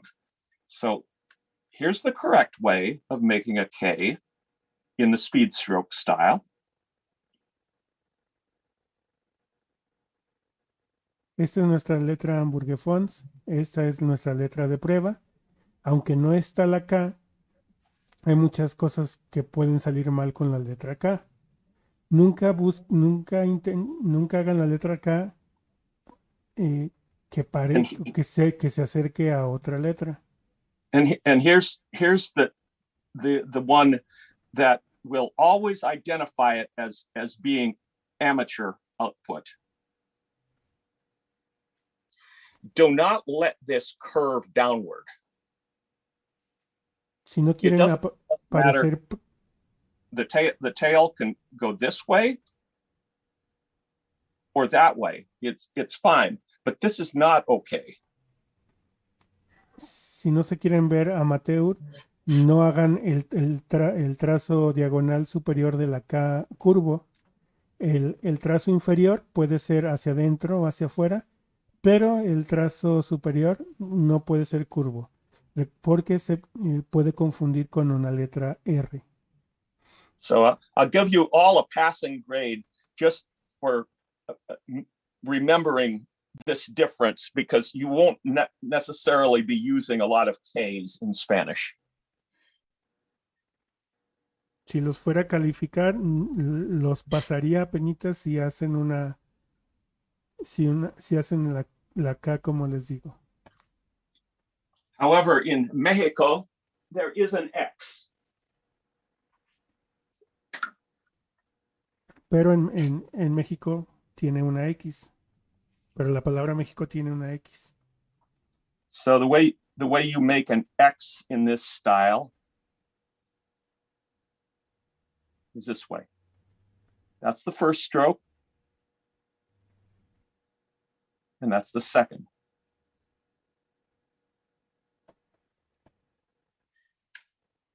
Way down here at the end, this is how not to make an X.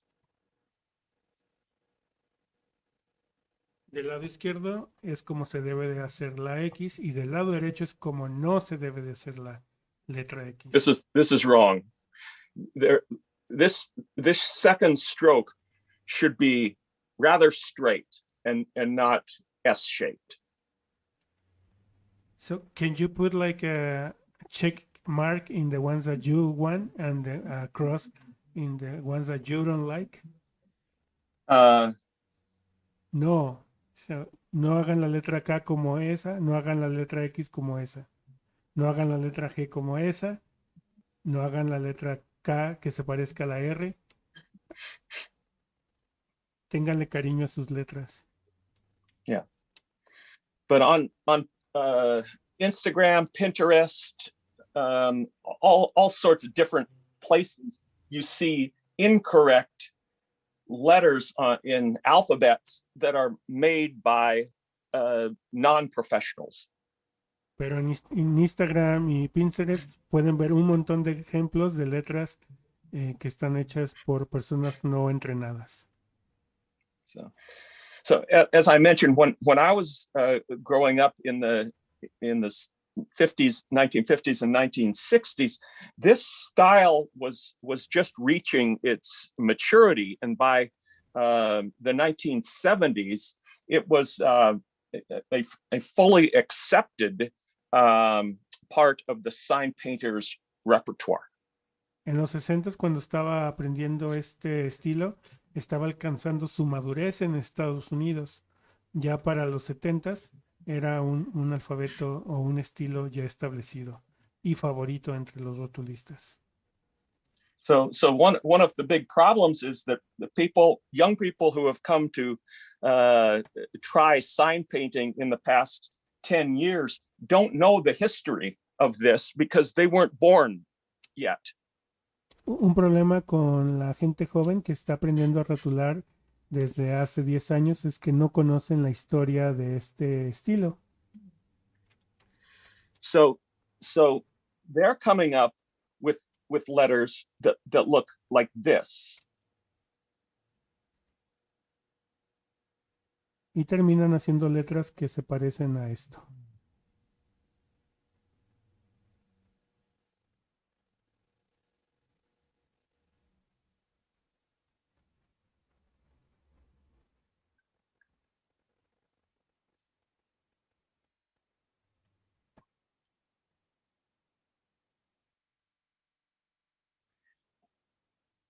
These are not good looking letters until you get to the X.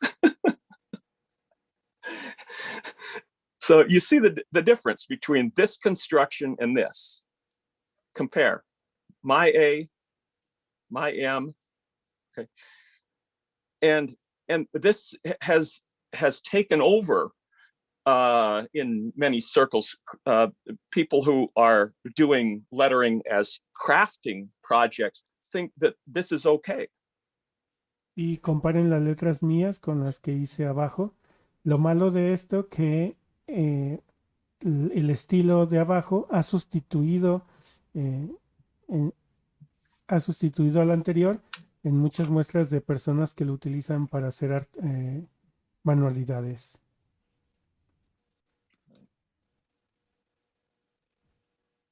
So in Spanish, you have a slight advantage in that your language does not use as many characters as you find in some other languages. La ventaja que tenemos en el español es que no usamos tantas letras como en otros. And that kind of simplicity is to be applauded. I like languages that are simple.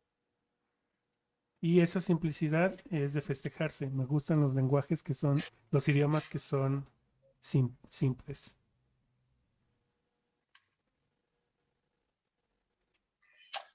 So there are definitely a lot of C's and S's in Spanish. So you should concentrate on the characters that are frequently used in your language. Hay muchas Cs y Ss en español y deberían de enfocarse en las letras más comunes en su idioma. And here's a variation on the way to finish an S. Y esta es una variación de cómo terminar la letra S. Like that.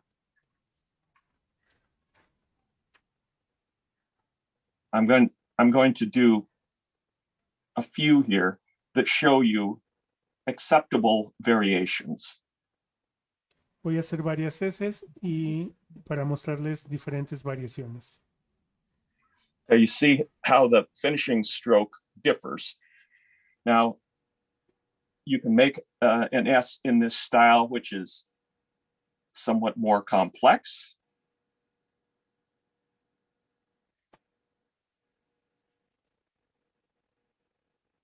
Pueden ver algo más complejo. ¿Cómo hago algo más complejo? And if you choose a high waistline, you see I've moved the waistline, the middle part, up higher than you see here. But if that is your choice, then you do the same for the other letters.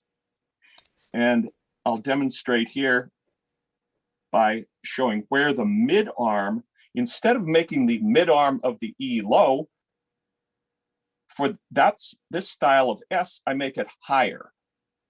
Si ustedes deciden hacer la cintura de la S alta, entonces eso va a afectar otras letras. Como entonces si van a hacer la letra E, la barra no debería estar tan baja, sino ese trazo medio debería estar un poquito más arriba.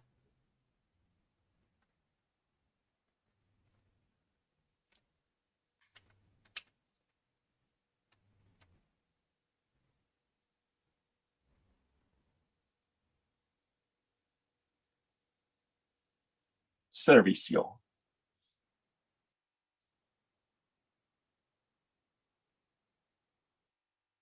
So whichever waistline you choose, try to keep it consistent. Cualquier altura de cintura que ustedes decidan, deben de mantenerla consistente.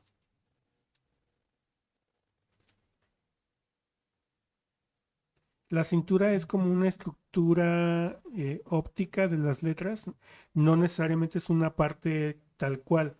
Entonces, por ejemplo, la cintura en la letra E es la barra media, la cintura en la letra S es como la parte media de la espina, y en la R, por ejemplo, la cintura sería la unión entre el trazo curvo y recto.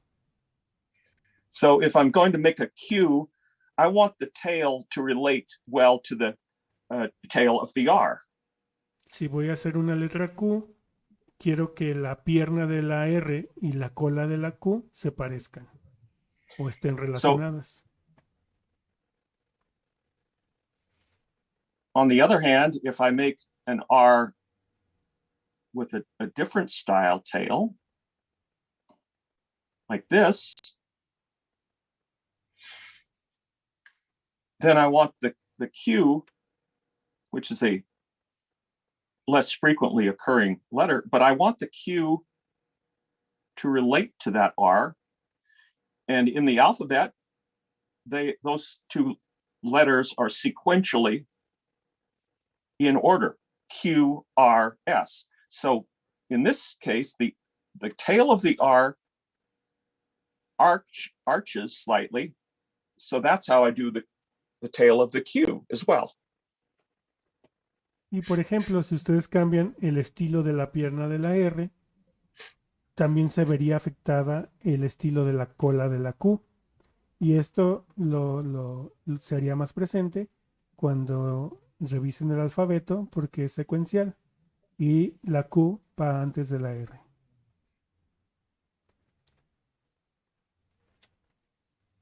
So I sometimes complain to beginners that they're not paying attention to keeping things consistent.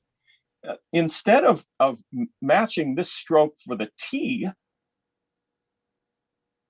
they'll go like this. And now you have two different styles. Y algo You que should sucede, either follow this style, forget about this. Go ahead. oh, sorry. Un problema con los principiantes es que no son consistentes en sus decisiones. Si ustedes van a hacer una letra E con su trazo superior, con su brazo superior recto, la T tendría que ser tener su trazo superior recto. So the top part of the C should relate to the top part of the S and the G, like this.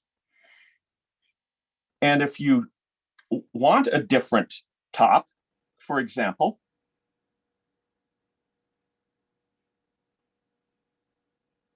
you can do a top like that. Las partes superiores de la letra C y S tienen que ser relacionadas. Si Just ustedes- make sure that you carry it over to related characters like the G. So if you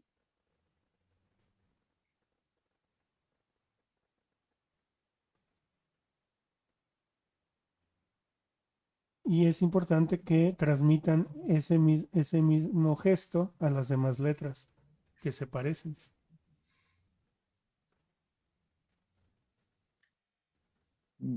any questions about the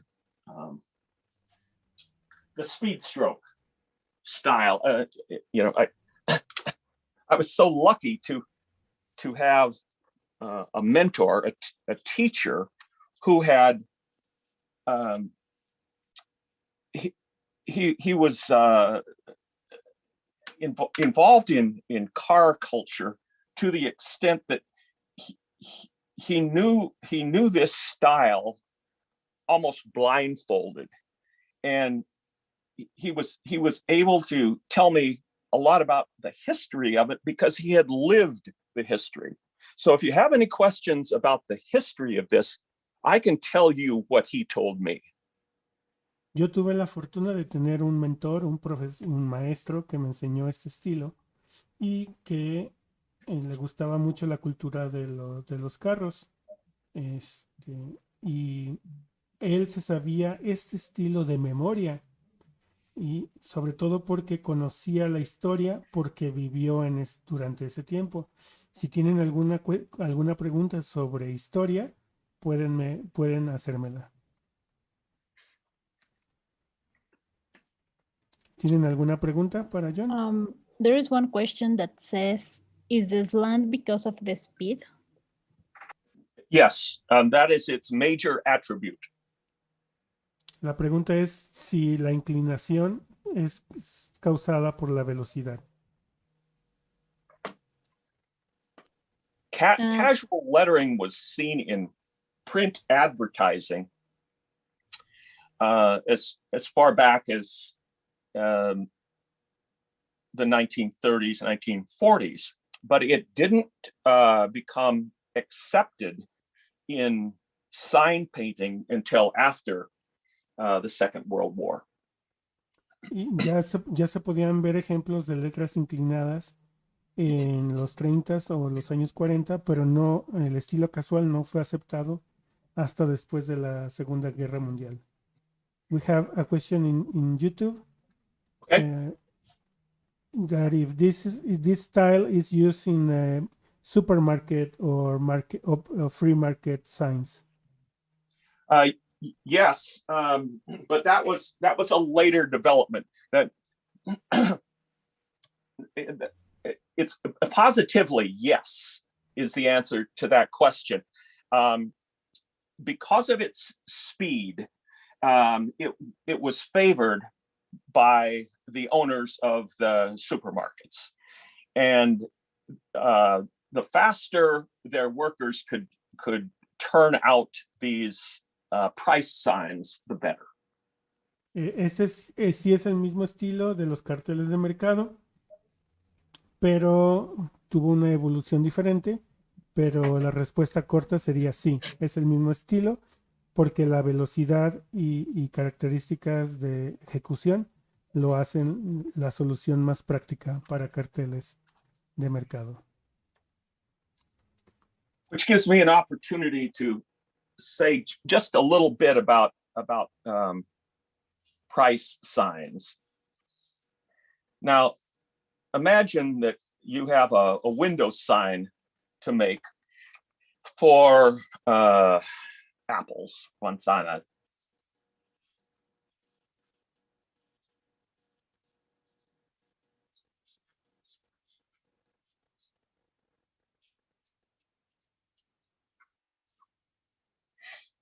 And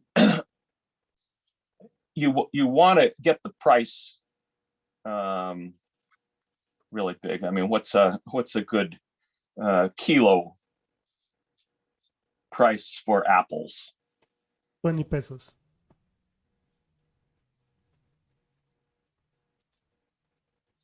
El hablar de carteles de carteles de mercado me da la oportunidad de hacer estos letreros de precios. Y vamos a hacer un letrero de manzana a 20 pesos el kilo. So you'll notice that the price is not only the biggest, but it's also the boldest, and that's important. But this is not a casual letter. So let us switch to casual.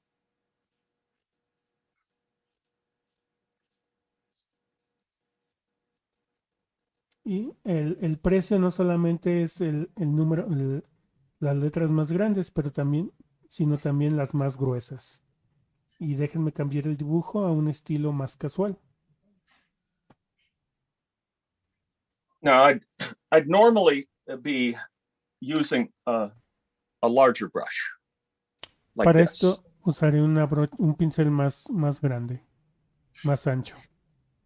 One that can do the whole width in a single stroke. Uno que pueda abarcar todo el ancho de la letra de un solo trazo. But because I already have this brush going, I'm just gonna give you an idea of what the production speed is. Quiero mostrarles la velocidad de producción.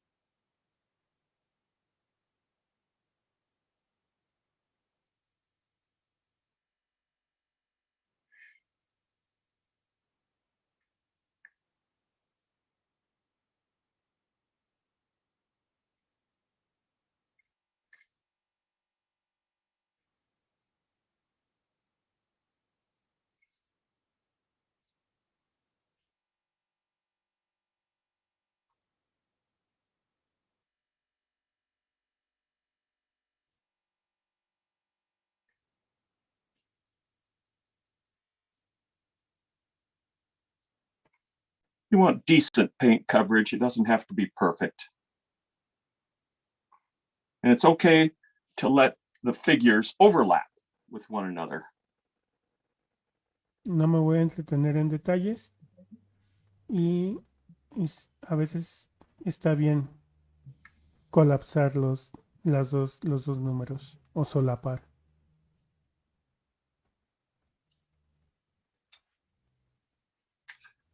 And then you switch tools to put in a smaller copy. Y voy a cambiar de herramienta como para poner letras más chiquitas. And then lastly, your border. Y al final el marco. And there you have it.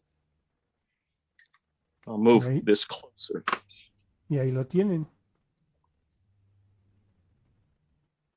In a rapid style like this, it's even okay to get the stroke order wrong, the thicks and thins mixed up, because all the readers know that there's no effort being made to create perfection in this. Nice. Okay, we have many questions about Yeah. this style. Yes. Most of them are about Latin American adoption of this style, because in Latin America we know this style as a vernacular style, and many Yes. people think that this style is peculiar from Latin America, and the thing that they don't know that it's actually a style that came from US. Well, as you know, there has been a lot of cross-pollination over the years, but I will say that what has happened in Latin America amazes me, the inventiveness, especially in Mexico and in Brazil. Those are the two countries that I think where letterers for the supermarket signs have become very, very inventive, and they've made a number of introduced a number of inventions that I think are somewhat problematic, but I do love seeing the creativity. La pregunta fue referente a que la letra casual es un estilo que tenemos como latinoamericanos muy arraigado. Estamos muy acostumbrados a ver la letra casual en nuestra vida diaria, y muchos pensamos que la letra casual es un estilo más propio de nosotros. Sin embargo, es un estilo que se importó de Estados Unidos. La respuesta de John es que es natural que hubo una como difusión de este estilo a lo largo de todos estos países, pero que cada país le fue donando una particularidad propia acá al estilo, y que le encanta mucho lo creativo que son en Latinoamérica al adoptar este estilo, sobre todo de los ejemplos que él ha visto en México y en Brasil. Keep talking, I'll be there in just a moment. Y deja ver, creo que tenemos más preguntas. Hay un par más de preguntas, sí, la de que cómo se relaciona el color y el detalle del estilo al uso que ha ido teniendo. Que si hay está alguna convención para el ángulo que se usa, y ¿Una bueno, qué? ¿cuál es alguna convención o regla ok. para el ángulo que tiene? Y bueno, ¿cuál es la historia? Pero ya nos estuvo hablando un poco de eso. Y que si usa el carboncillo para borrar más fácilmente. Sí, bueno, eso sí me la sé. Sí, usa carboncillo para borrar fácil. De hecho, casi todos sus diseños los hace con una especie de gis o carboncillo, y así lo borra con el dedito. All right. So we have more questions. One Yes. of them is if the colors and details like shades, feelings are part of, is from the origin, or has to be with the intended use that have been getting these casual letters. Are you asking about the colors normally used? Yeah. I didn't fully understand the question. Says, I think the question is if the colors and like shadows and inlines are thought of from the origin of the letter, or if they were added with the use. I still don't think I'm understanding the questioners. let me try again. Okay. I think the question is about that if the colors and features that we actually use for this style nowadays, they come from the beginning, or was they were because they used their way they were exposed? I just don't know the answer to that question. Okay. Because my knowledge of the history of Latin America signage is on. I mean, I've never even read a book on the subject. I've talked to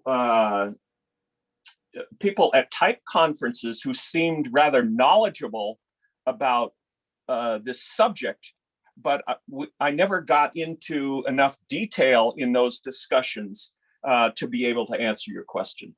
La pregunta fue si el color y el detalle y todas las características que conocemos en este estilo vienen de origen o fueron cambiando con el uso. Y la respuesta de John es que no sabe, que inclusive no conoce de algún libro que nos hable de esa parte de la historia. So we have more questions. Just one footnote: if Jorge George is listening in, I'd like to hear his thoughts on the subject if he has any information to add. Is Jorge George, I don't think he's here. Okay. And we have questions from YouTube. Okay. It's important to study ancient Roman letters to understand forms and proportions of this style? Not really. La pregunta No. fue que si se requiere conocimientos en letras romanas antiguas como para dominar el estilo casual. La respuesta, John, es no, en realidad no. The thing that the two have in common is that neither these informal casual letters nor the ancient Roman letters from the 2nd century had geometric construction, not geometric construction. No circles, squares, templates. No, the ancient Romans wrote with a brush, and they were not using, fancy calibration tools like a protractor, or they weren't doing it geometrically. Las letras romanas no fueran hechas geométricamente, ni siquiera fueron utilizadas herramientas sofisticadas. The idea of a geometrically constructed Roman alphabet was a Renaissance idea, and that was about 1400 years after the ancient Romans invented their alphabet. Y las letras romanas se pensó que se hacían geométricamente, y esa idea viene del Renacimiento, 1400 años después de cuando en verdad se hicieron. We have more questions. Okay. Does this style have lowercase? Yes, it does. And the lowercase is actually a pretty good foundation for learning script lettering, because script lettering is mainly minuscules. Y la pregunta fue si este estilo tiene minúsculas, y la respuesta, John, es que sí tiene. Generalmente las minúsculas se acercan mucho a las letras cursivas. I have made a few short videos and posted to the sign painting support group, so that's probably the best I can do right now for helping people understand how the lowercase, the minuscules for this alphabet, relate to the construction of script. I can do a quick demo, but I'd rather not dwell on it. So bear with me. I'll just switch paper here, and I won't even take time to make perfectly straight lines, but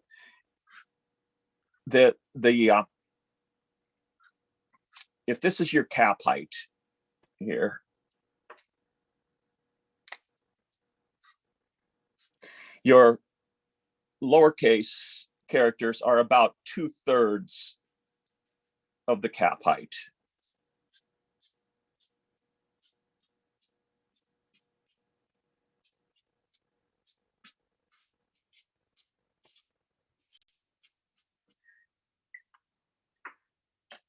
En internet tengo algunos ejemplos o unos videos que he grabado donde pueden ver cómo hago minúsculas y cómo estas minúsculas del estilo casual se relacionan al estilo cursivo.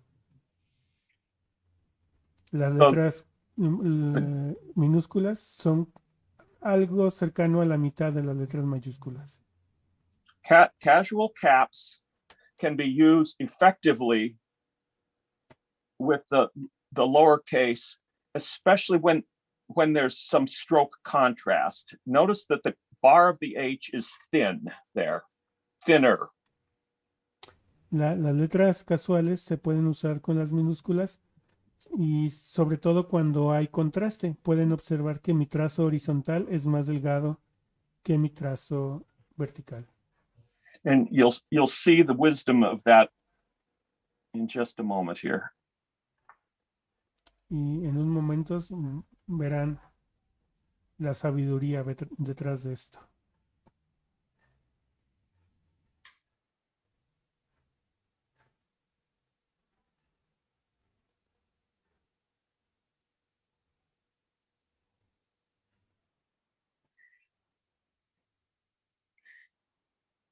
So here I'm using the point of the brush. Y ahora estoy usando solamente la punta del pincel.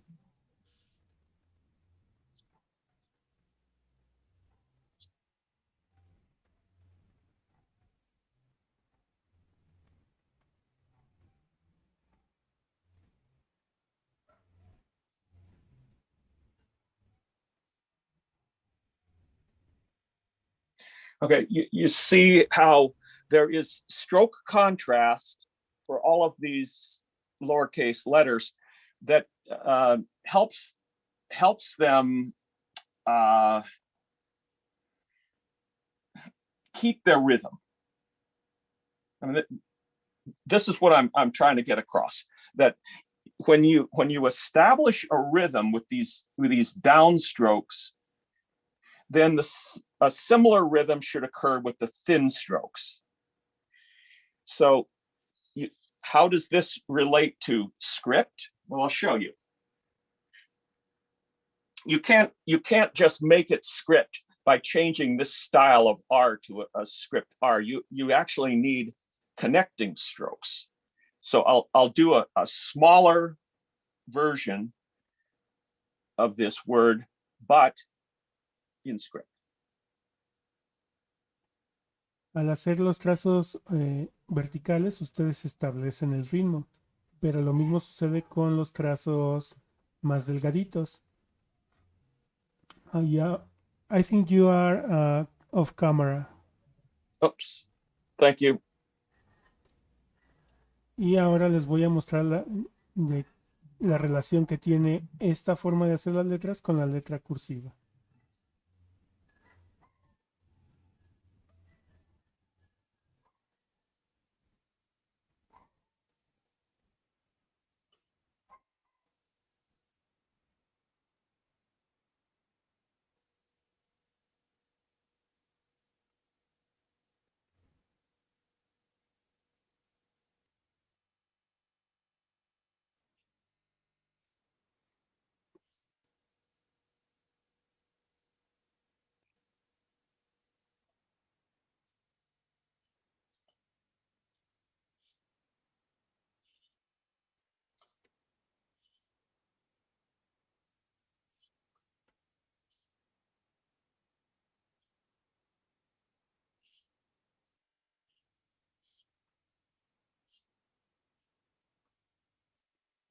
Do you know any book of this style that we can recommend to the people, Jen? No.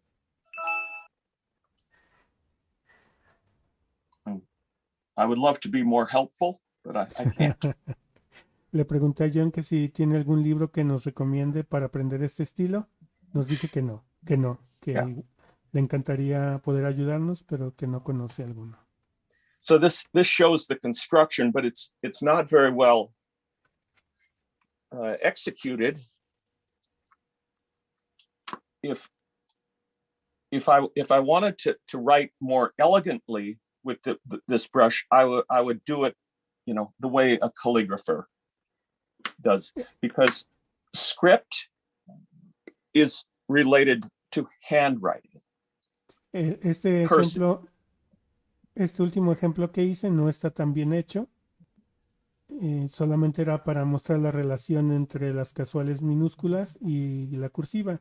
Si quisiera hacer un ejemplo más bonito, usaría la técnica de los calígrafos, porque recuerden que la caligrafía está relacionada con la escritura o en la forma que escribimos.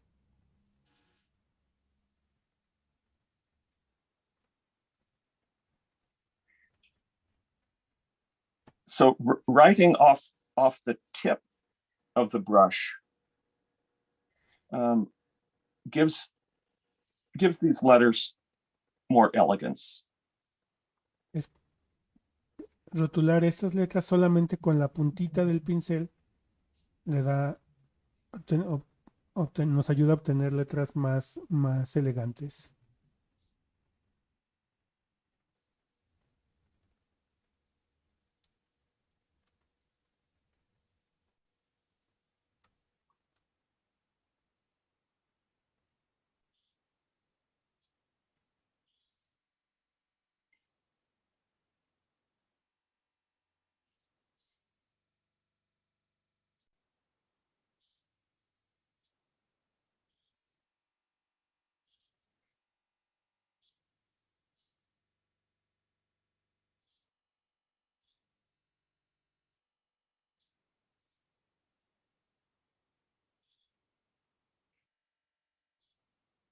Okay, so you see this is a better looking letter than this is. We don't really use much script in supermarket signs. We use some italic, but most of it is casual for the lettering, and the figures can be either casual or block. Como pueden ver, el ejemplo de abajo es mucho más lindo que el de en medio. Nosotros generalmente no usamos el estilo cursivo en los supermercados. Generalmente usamos casual y estilo de bloque. Right. I think we are almost over with this first day, John. I don't know if you want to take some questions before go. Well, I have one more subject to cover, and that is how to calculate margins. And it's very easy. It's as easy as folding paper. So Okay. to make a price sign, and you see these two pieces of paper are the same size. So I'll fold one as a model. I fold it along each axis. Antes de irnos, vamos a ver cómo dibujar márgenes para hacer letreros. So when you fold the paper, it gives you the exact center of each axis, right? It seems like a miracle, but it works perfectly every time. Scientists have not been able to explain this, but here's what you want to do to determine your margins. You can fold your paper along the long axis a second time, and then you have 1/4, 2/4, 3/4, 4/4, right? You fold the top until you have 2 squares in the upper corners. Okay, so same width as height here. Okay, this is a square and this is a square, and then at the bottom you want it just a little bit more than a square. Consequently, if I am making a price sign for an elegant shop. Para determinar los márgenes, primero vamos a doblar el papel en dos ejes, horizontal y vertical. Y después de eso, vamos a doblar el papel en su eje horizontal para obtener cuadrados. Y en la parte inferior lo vamos a doblar para obtener rectángulos un poquito más grandes que cuadrados. Right. So if this is to be a price sign for expensive men's suits, I want bigger margins and I also will probably put a border around there, an inset border, and then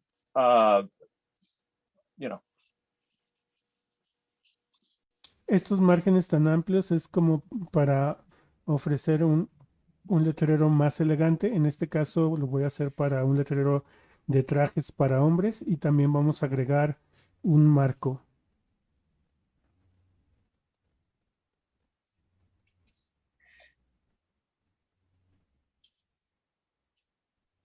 Okay, so I want sort of tall, well-spaced characters with a lot of airspace between, and then I want my figures to have that same sort of formality. Entonces, aquí quiero colocar unas letras que tengan bastante espacio entre ellas, bastante aire, pero ahora también mis números quiero que tengan mucha formalidad.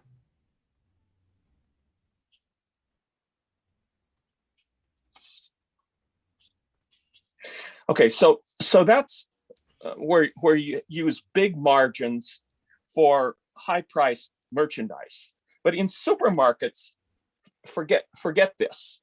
In a supermarket, you want narrower margins.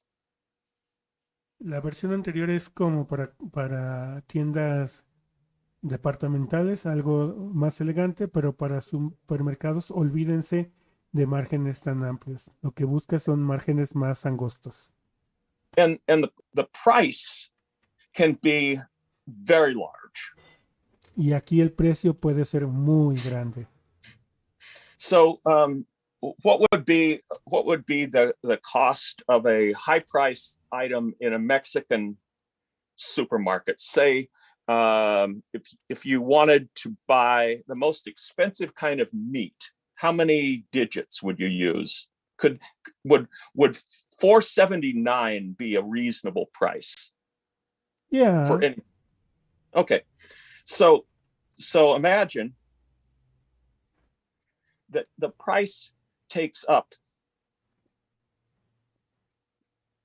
the biggest area. Voy a pensar en un producto que sea muy caro en México. Digamos, vamos a poner un número de 3 dígitos como para carne, un corte de carne.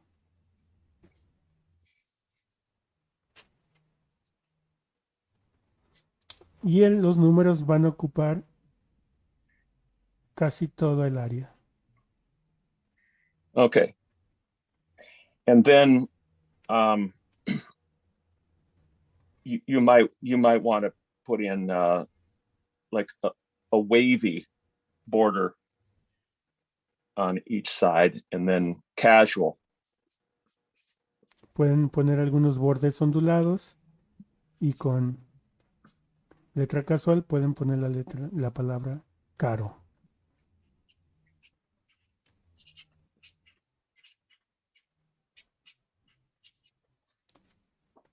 Todo está muy caro, a 479 pesos.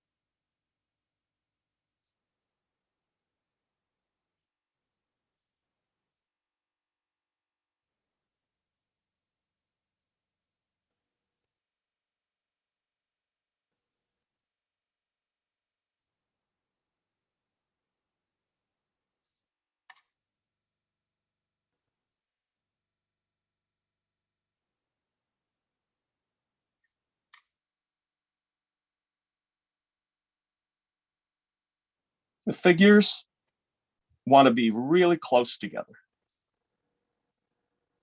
Los números van a estar muy pegados el uno con el otro. Pulpo says that is the price of salmon fillet. Very good. Pulpo dice Wild que ese es el caught. precio del filete de salmón. Wild caught, right? Yeah.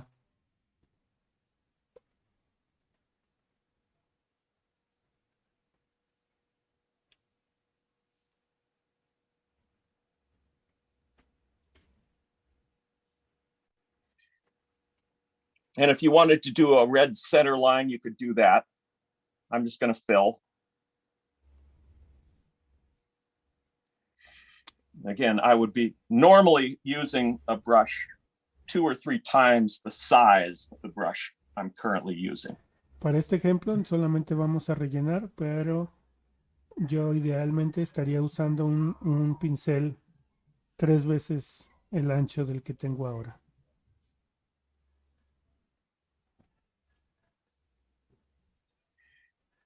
And there you have it. Now,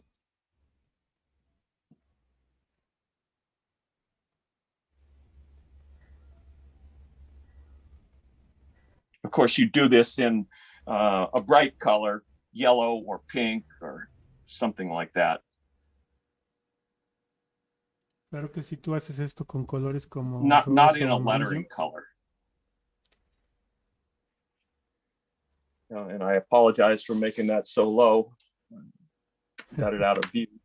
But you see how the smaller margins help give this sign a look of being cheap, right? entonces pueden ver Low. cómo márgenes pequeñitos hacen ver a este letrero barato. All right.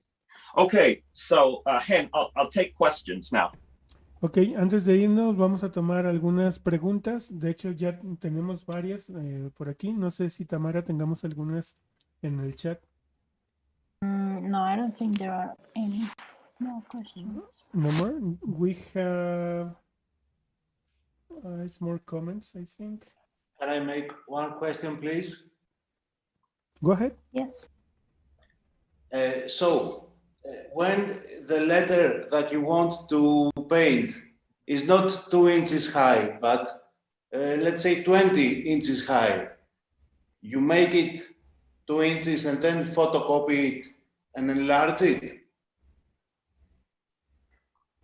For a large letter, say that high, I would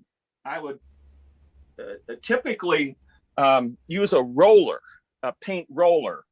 I could outline the letter with a smaller brush, but then do the filling part with a paint roller. Okay, thank you. You're welcome. ¿Cuál fue la pregunta? Se me cortó el audio.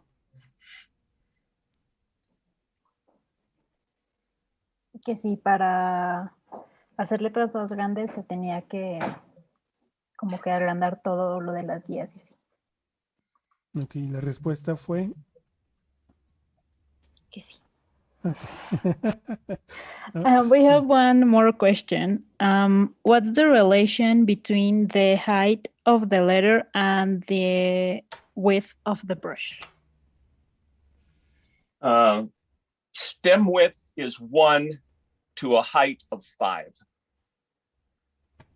1 to 5.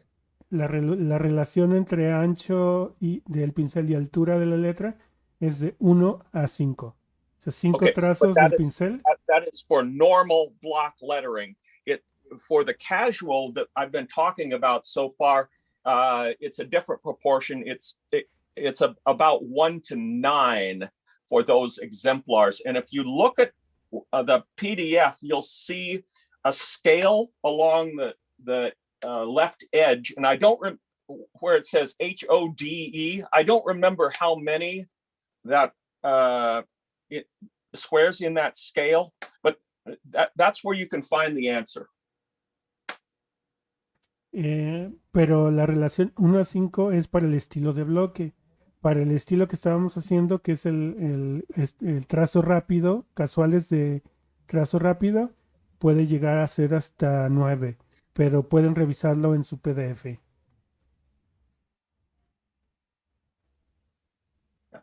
Five stem widths to the height is normal for average block letters. And people who have done research on letters that can be read optimally for highway signage have reached that same conclusion. That seems to be the magic ratio, 1 to 5.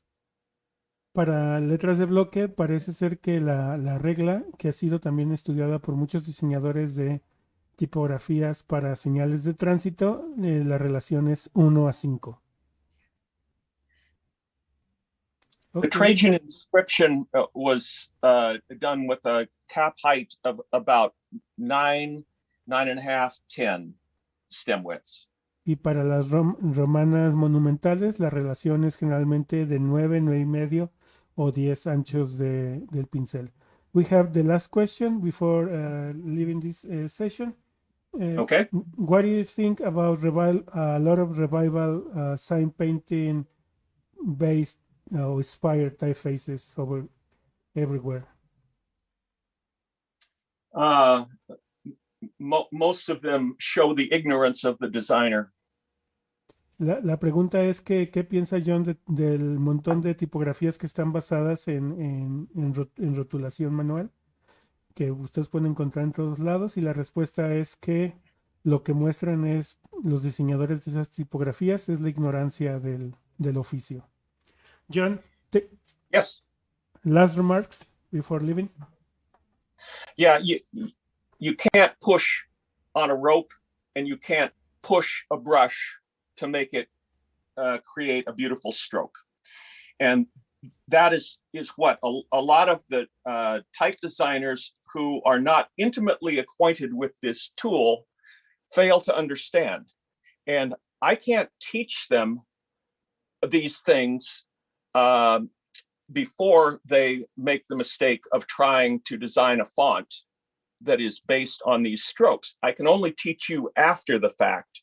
And then once you realize the mistakes, then you have to go back and either revise the font or just, throw it away and try again.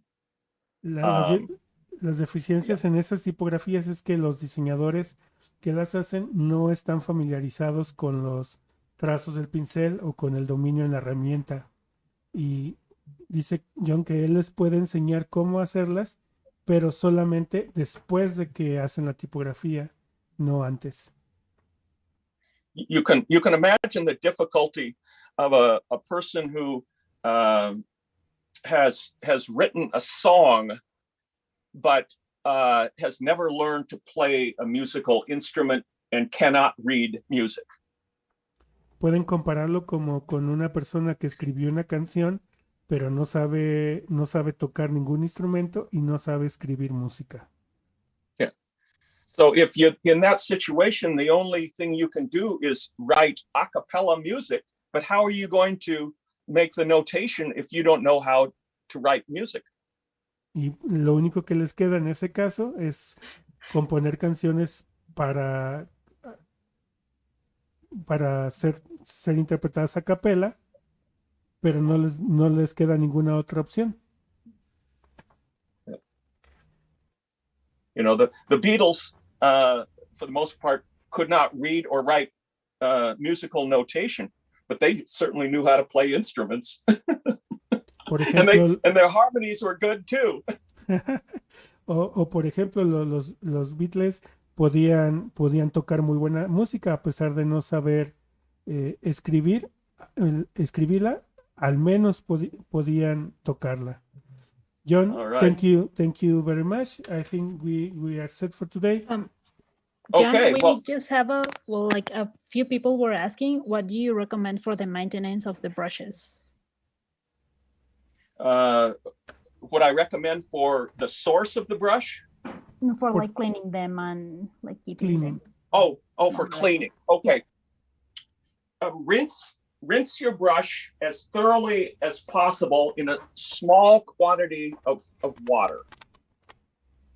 Like this. Okay. Rinse it out. Okay.